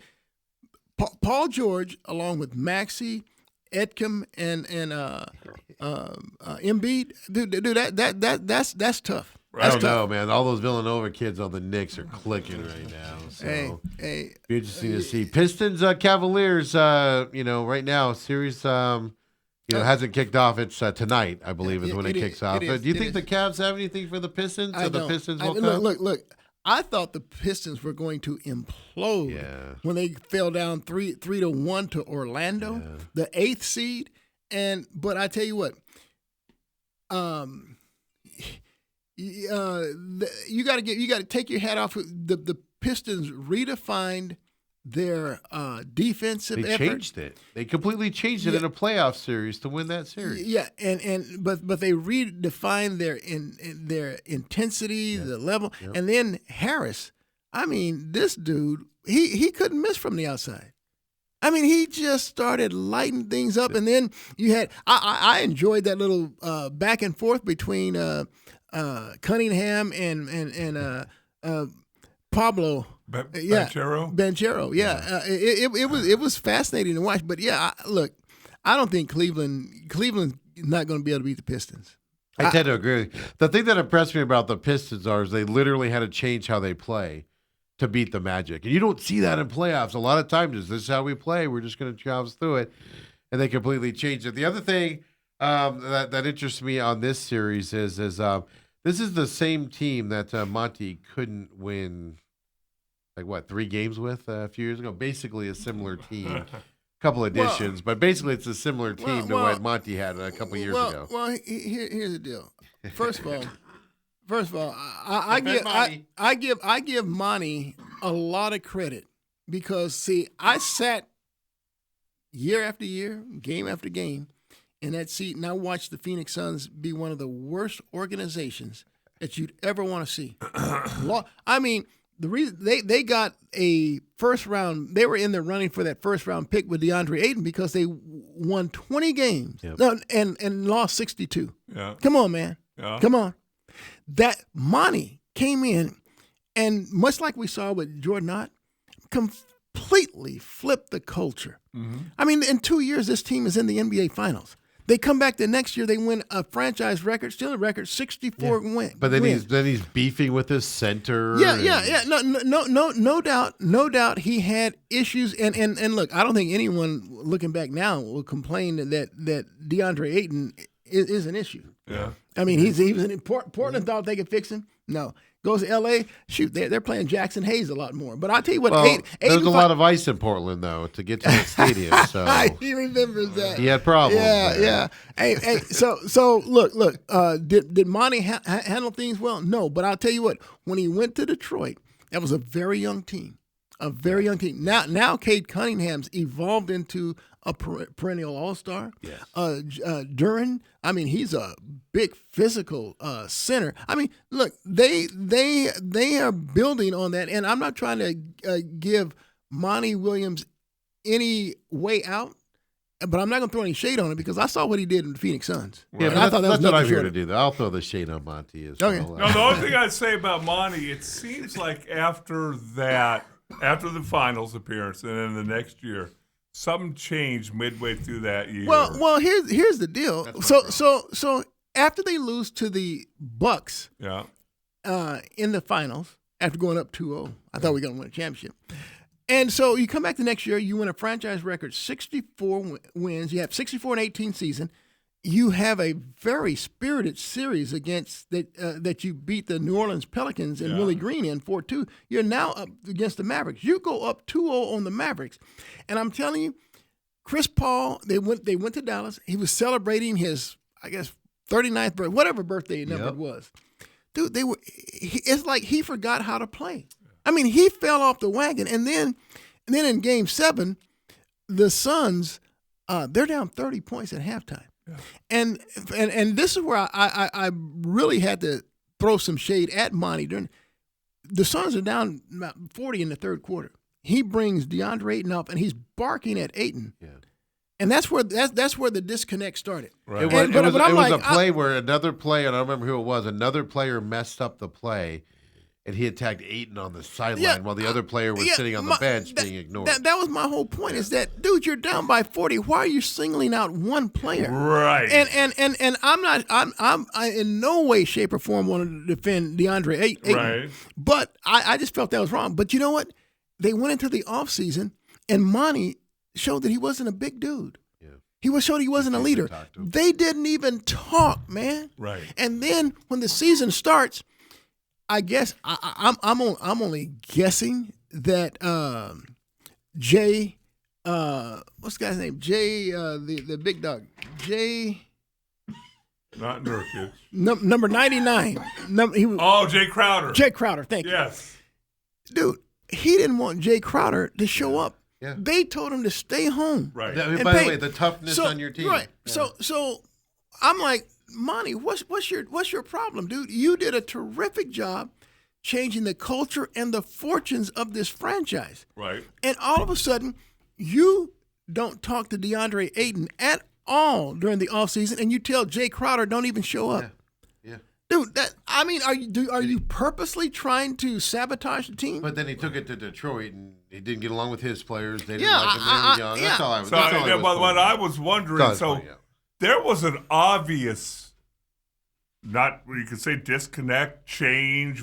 There's obviously something that went on between those first couple 2.5 years in Phoenix into the playoffs, and then that third year. And it was dramatic. Well, I think his ego got bigger. When they went to that final run, I think Monty's ego just kind of exploded, and then Chris Paul and the team wasn't having it. That's what I think happened. Yeah, something.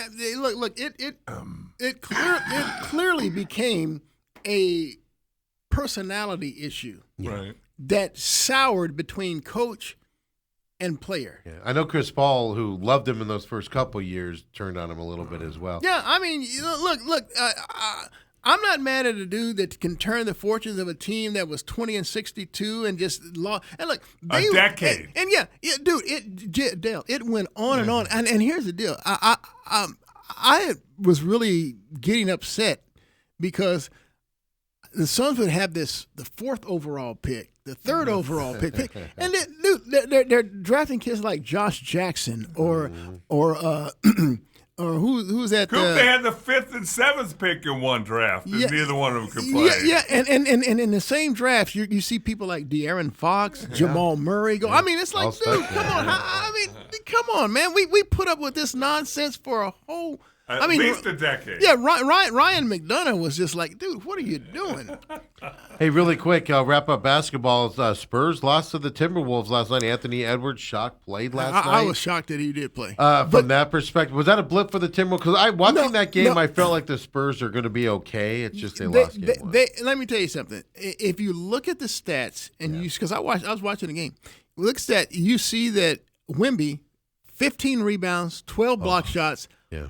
Only 11 points. And here's the deal. 5 of 17 from the field, 0 of 8 from three-point land. If he hits maybe a quarter of his shots. I mean, they win. And they had a chance to win it. They hit the front of the rim on the game shot to win. So to me, the Timberwolves played as best as they can possibly play. Yeah. They got the win barely. I think the Spurs are going to be okay. Yeah, but they got forward, the win but in San Antonio. They did. So they stole one. And I'm looking on ESPN, and Wemby's talking about his use of energy. And he needs to use more energy on offense rather than D. It's like, don't you just play Coop? When you play basketball, did you say? Well, I'm not. I guess I can't say that because I did rest a little bit on the defensive side of the ball when I played. But are you talking about that in the playoffs? My use of energy? No. Look. This was his 6th career playoff game. Yeah. Right. Because they beat Portland. And he's 4-1. young. And so I don't even want to use that as an excuse because the dude dominated the game. Matter of fact, we talked about the 12 blocks. He completely had Minnesota altering so many other shots. Blocks. I mean, they could only make moves when he was off the floor. But he was such an albatross on the offensive end. I mean, you know those lobs that they normally can get to him, and not even attempting those. I mean, he's out shooting 0 for 8 from 3-point land. Right. I mean, it was amazing to see. Well, you could argue he makes one of them and they win. Yeah. You could argue that. I would argue if the Spurs don't get a better court because that thing was ugly to watch. Yeah, I mean, I noticed that they tried to match up the shirts with the color in the court. You know, I was like, okay. The court are driving me nuts every time they went across midcourt. That's San Antonio for you. Yeah, one section of fans with blue, this with pink. All the women like churros too much there. Yeah. Thanks, Charles Barkley, for that. Do the Lakers have any chance against the Thunder? Absolutely not. Absolutely not. Without Luka, with Luka, do they get a chance? I don't know. Look. Even with Luka, Luka struggles against athletic teams like that. Yeah, he struggles, and so. Well, he ain't coming back 100%, no matter what you say. Right. They're not there, but they will do a better job than the Phoenix Suns did because they have some size. Roy Hachimura, and you got the Hayes and Jackson Hayes and DeAndre Ayton. Don't forget about Ayton. Yeah, but at least they'll use those guys. Yeah, and so they're. SGA won't be able to dominate in the paint the way he did with Phoenix. Yeah, so they ain't winning, though. They ain't winning. I'm with you on that. When we come back, let's get into it. Diamondbacks. Last time we talked, Coop, you and me, Tuesday last week. Oh, man. We brought up starting pitching. We were like the first ones to bring it up. Now everybody has noticed that the starting pitching is atrocious. Oh, man. Coming back, let's talk about it.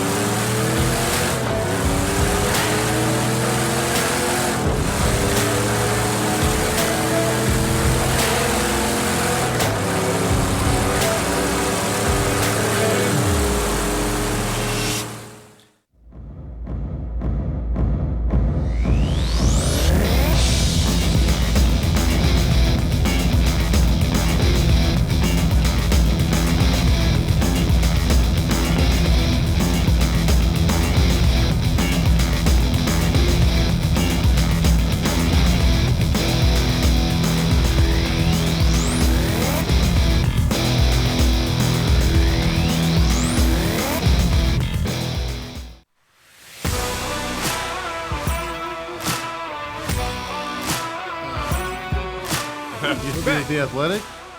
Yeah. Yeah, I know who you're talking about. Yeah. I can't think of his name. We're having a little conversation, folks. Yeah, Welcome back. exactly. Welcome back. Coop, by the way, just that little glimpse, he's still in shock of the reporter's question. He is. The Toronto Maple Leafs press conference on the hiring of John Chaika. Yeah. Yeah. I'm trying to send it to him right now so he can see it later on and just relive the glory days. We asked Coop 34 years. Has he ever asked a question like that in that manner? No. Yeah, most teams won't let you do that. It'll be interesting that reporter gets some blowback from the team a little bit. You know, the closest I probably came was to the late former NBA commissioner. I don't know why I'm losing names today. David Stern? David Stern. Oh, yeah. And he would fight back. David Stern came and spoke because this was about a year after the Robert Horry hip check. Okay. No one forget it. No. This dude had the audacity, the unmitigated gall to say, look, I don't know what you guys are complaining about. He says the Suns still had 3 games to play and make that right. Yeah. Like, dude. And so I'm like, David, you have heard of home court advantage, right? I said the Suns just took that away from the Spurs by winning Game 4. They're coming back home. You took away 2 of their stars. That's the closest I came. I mean, and I allowed him to give some stupid response, and I didn't even challenge him. But this dude right here, this dude right here was great. Is that it? The guy goes, we must talk to different people. Yeah, that's the problem. It? Yeah, he goes, we talk to different people. It is amazing. But yeah, when that happened, I thought about you, Coop, when that guy when I saw that yesterday with that conversation. But then you got your Diamondbacks. 2 things I've noticed with the Diamondbacks since we last spoke. Obviously, we have an offensive starting problem. We have hitting problem right now as well. The young guys aren't hitting. They were propping this team up a little bit while Marte and Carroll and Perdomo were struggling a little bit. Now nobody's hitting going into it. But the thing I've noticed the most, I brought it up to Dale yesterday, Torey Lovullo seems, I don't know how else to phrase it, seems a little bit angry for the beginning of this season. I've noticed here in this last road trip. He seems to be a lot more vocal. Seems to be a little more like when he went out after the Perdomo Marte misplay in the field for that double play. Mm-hmm. When he went to the mound, you could tell he was very upset about it and the way they were playing. We haven't seen that from Torey publicly in the field very often, and we're seeing it early here. Yeah, and again, on this very show, we were lauding the starting pitching. We were saying, man, when Merrill Kelly comes back, who's going to the bullpen? You know, who's going to get sit down or whatever the case may be. Right. Because Soroka and Eduardo Rodriguez, they were pitching their behinds off. Gallen was back. I mean, turns out they should have sent Merrill Kelly down. Yeah, dude. Since I mean, my gosh, I don't know what's his deal, but he's not even close to being that guy. Not even close. And it seems like it's had a cyclical effect or a domino effect, I should say, because every pitcher now, even Soroka, even Rodriguez, the guys that were going well, they can't even get past the 3rd inning now. It's amazing. So, but I will say this: the bullpen has still pitched really well. I mean, you really can't find much fault in that bullpen. Yeah, I know Sewalt has a couple 2 or 3 losses that came when in a non-save situation, but I think the dude's like 8 for 8. But they haven't had a save situation since 2024. It feels like at this point. But that's the problem that I got on the bullpen that you got to watch for is when your starters only go 3-4 innings and you're down 7-8 runs. You're going to blow your bullpen out. You're going to use all those arms up. They're going to be tired by June. Absolutely. And that's going to lead to those problems then on top of it. But my question for you, Coop, is I asked Dale this, is when it's one person, Dale always says, when it's one lineman, okay, it's that lineman. If it's the whole line, it's something bigger encompassing on it. These starters are... Be a little more specific. Okay. So he's talking about coaching. Yeah. And my offensive line coach, Hudson Houck, for all 11 years in Dallas, the one thing he said if it's the right tackle doing his own thing and messing up, it's usually that guy. If it's multiple guys doing that, then you look at the coach. And so I think that's where he's going with the pitching staff. When all 5 guys who were good, and all of a sudden all 5 guys fall apart. all in a row. So There's got to be something else going on, so right? are you asking that is the pitching coach all of a sudden Whoever.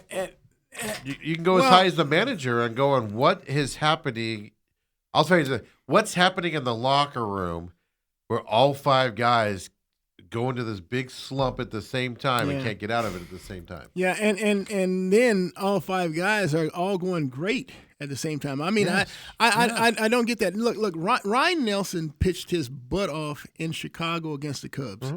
He deserved better, but like you said, I mean, he left with a 1-0 deficit after 6 innings, and his offense just couldn't do anything, and they wound up losing the game 2-0. Yeah, but that's the best starting pitching assignment that we've seen in a couple weeks. It's not that they're giving up a ton of runs. I mean, obviously that's worrisome. What's that inning? That one inning that they get. And it's they're throwing bullpen fastballs right down the middle of the plate that are being launched to the moon, and guys are being walked onto base. It's not a guy just one inning he's struggling out there because, they just caught on to him.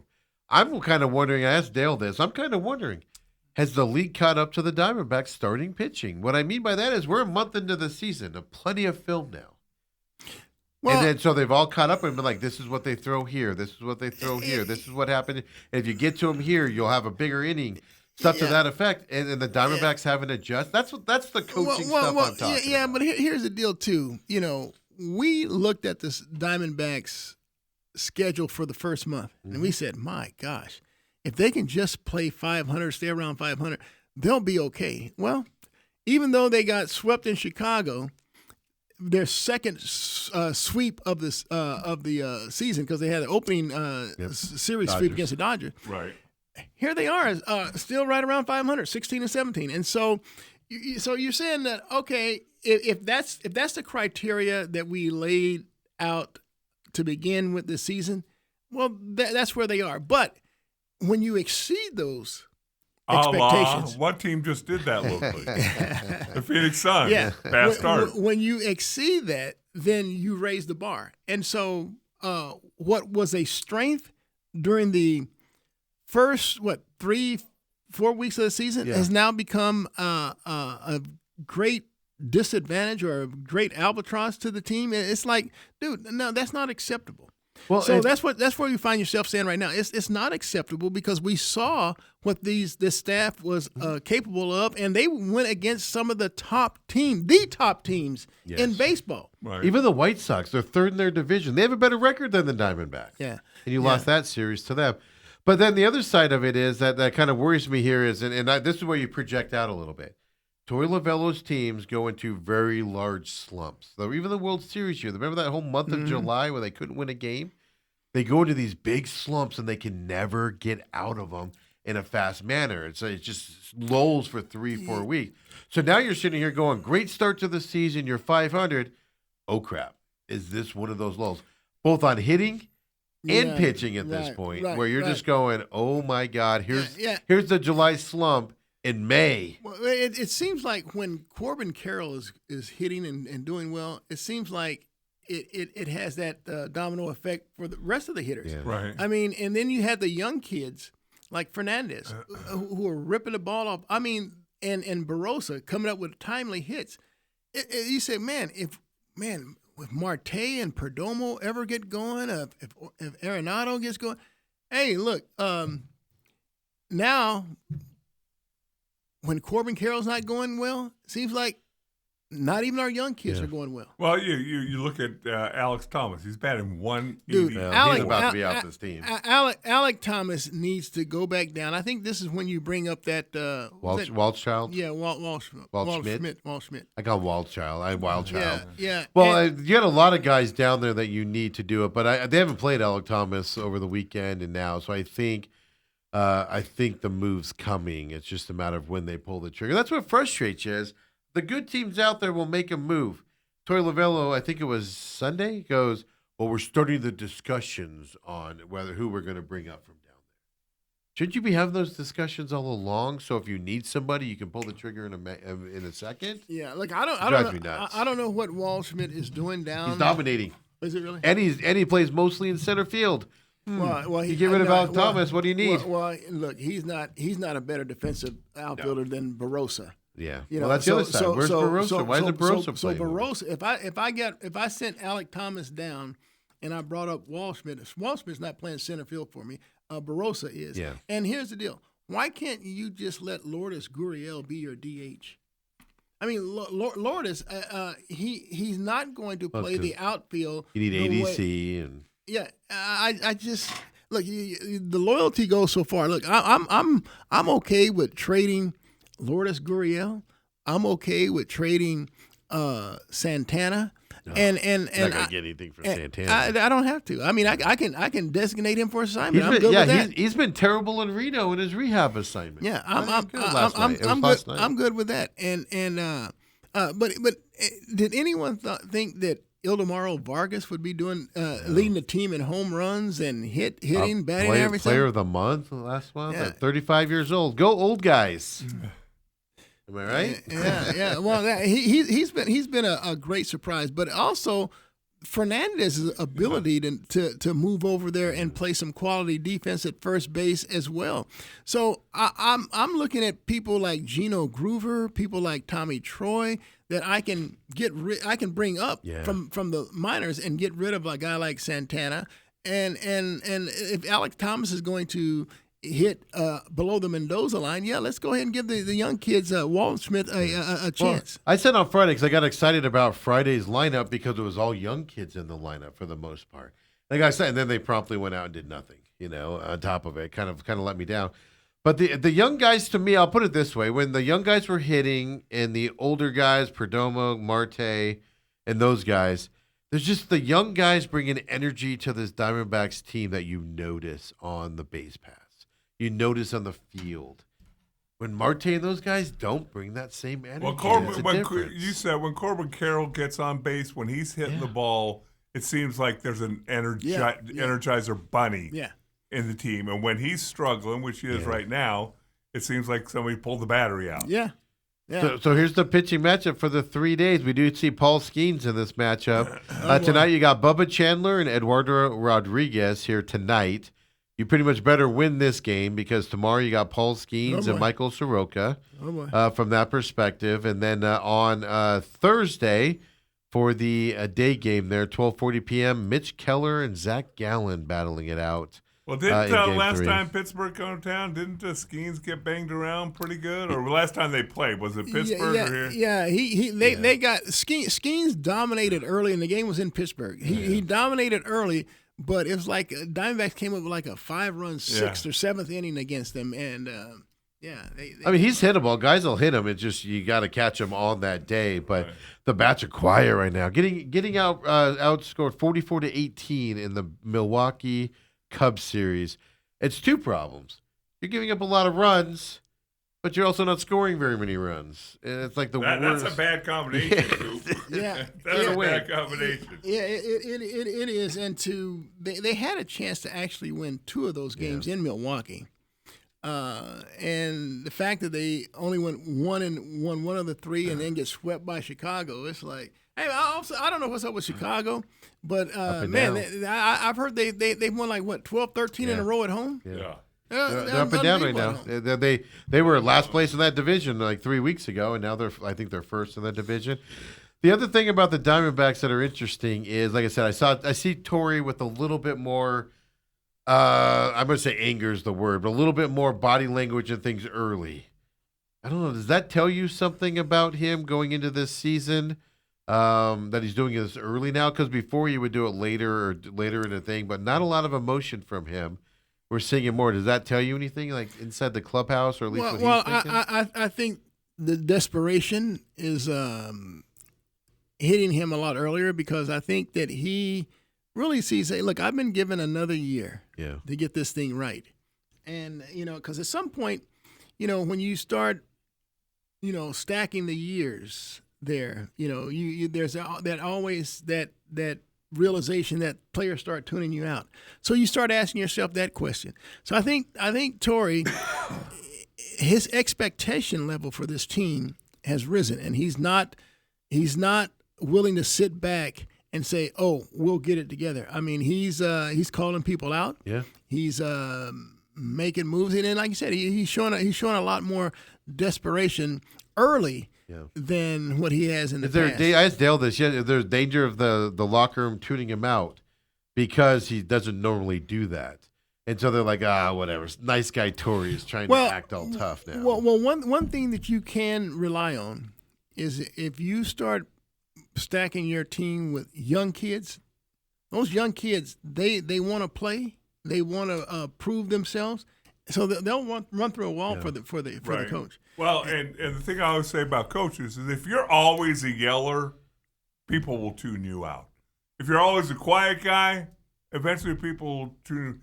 But if you're a quiet guy and all of a sudden they sense that there's some urgency in you, more times than not, the group responds to that, a change in personality from the coach. But we'll see if that happens to for the baseball team. Look, the schedule is going to start to flip. And so the Diamondbacks did what they were supposed to do, from the projections early on, or just the hope early on. They stay around 500. Yeah. The schedule flips. So schedule's flipping. Right. It goes from like a .542 average. The teams you play, their schedule and the hardness of their schedule goes down to like a low .4.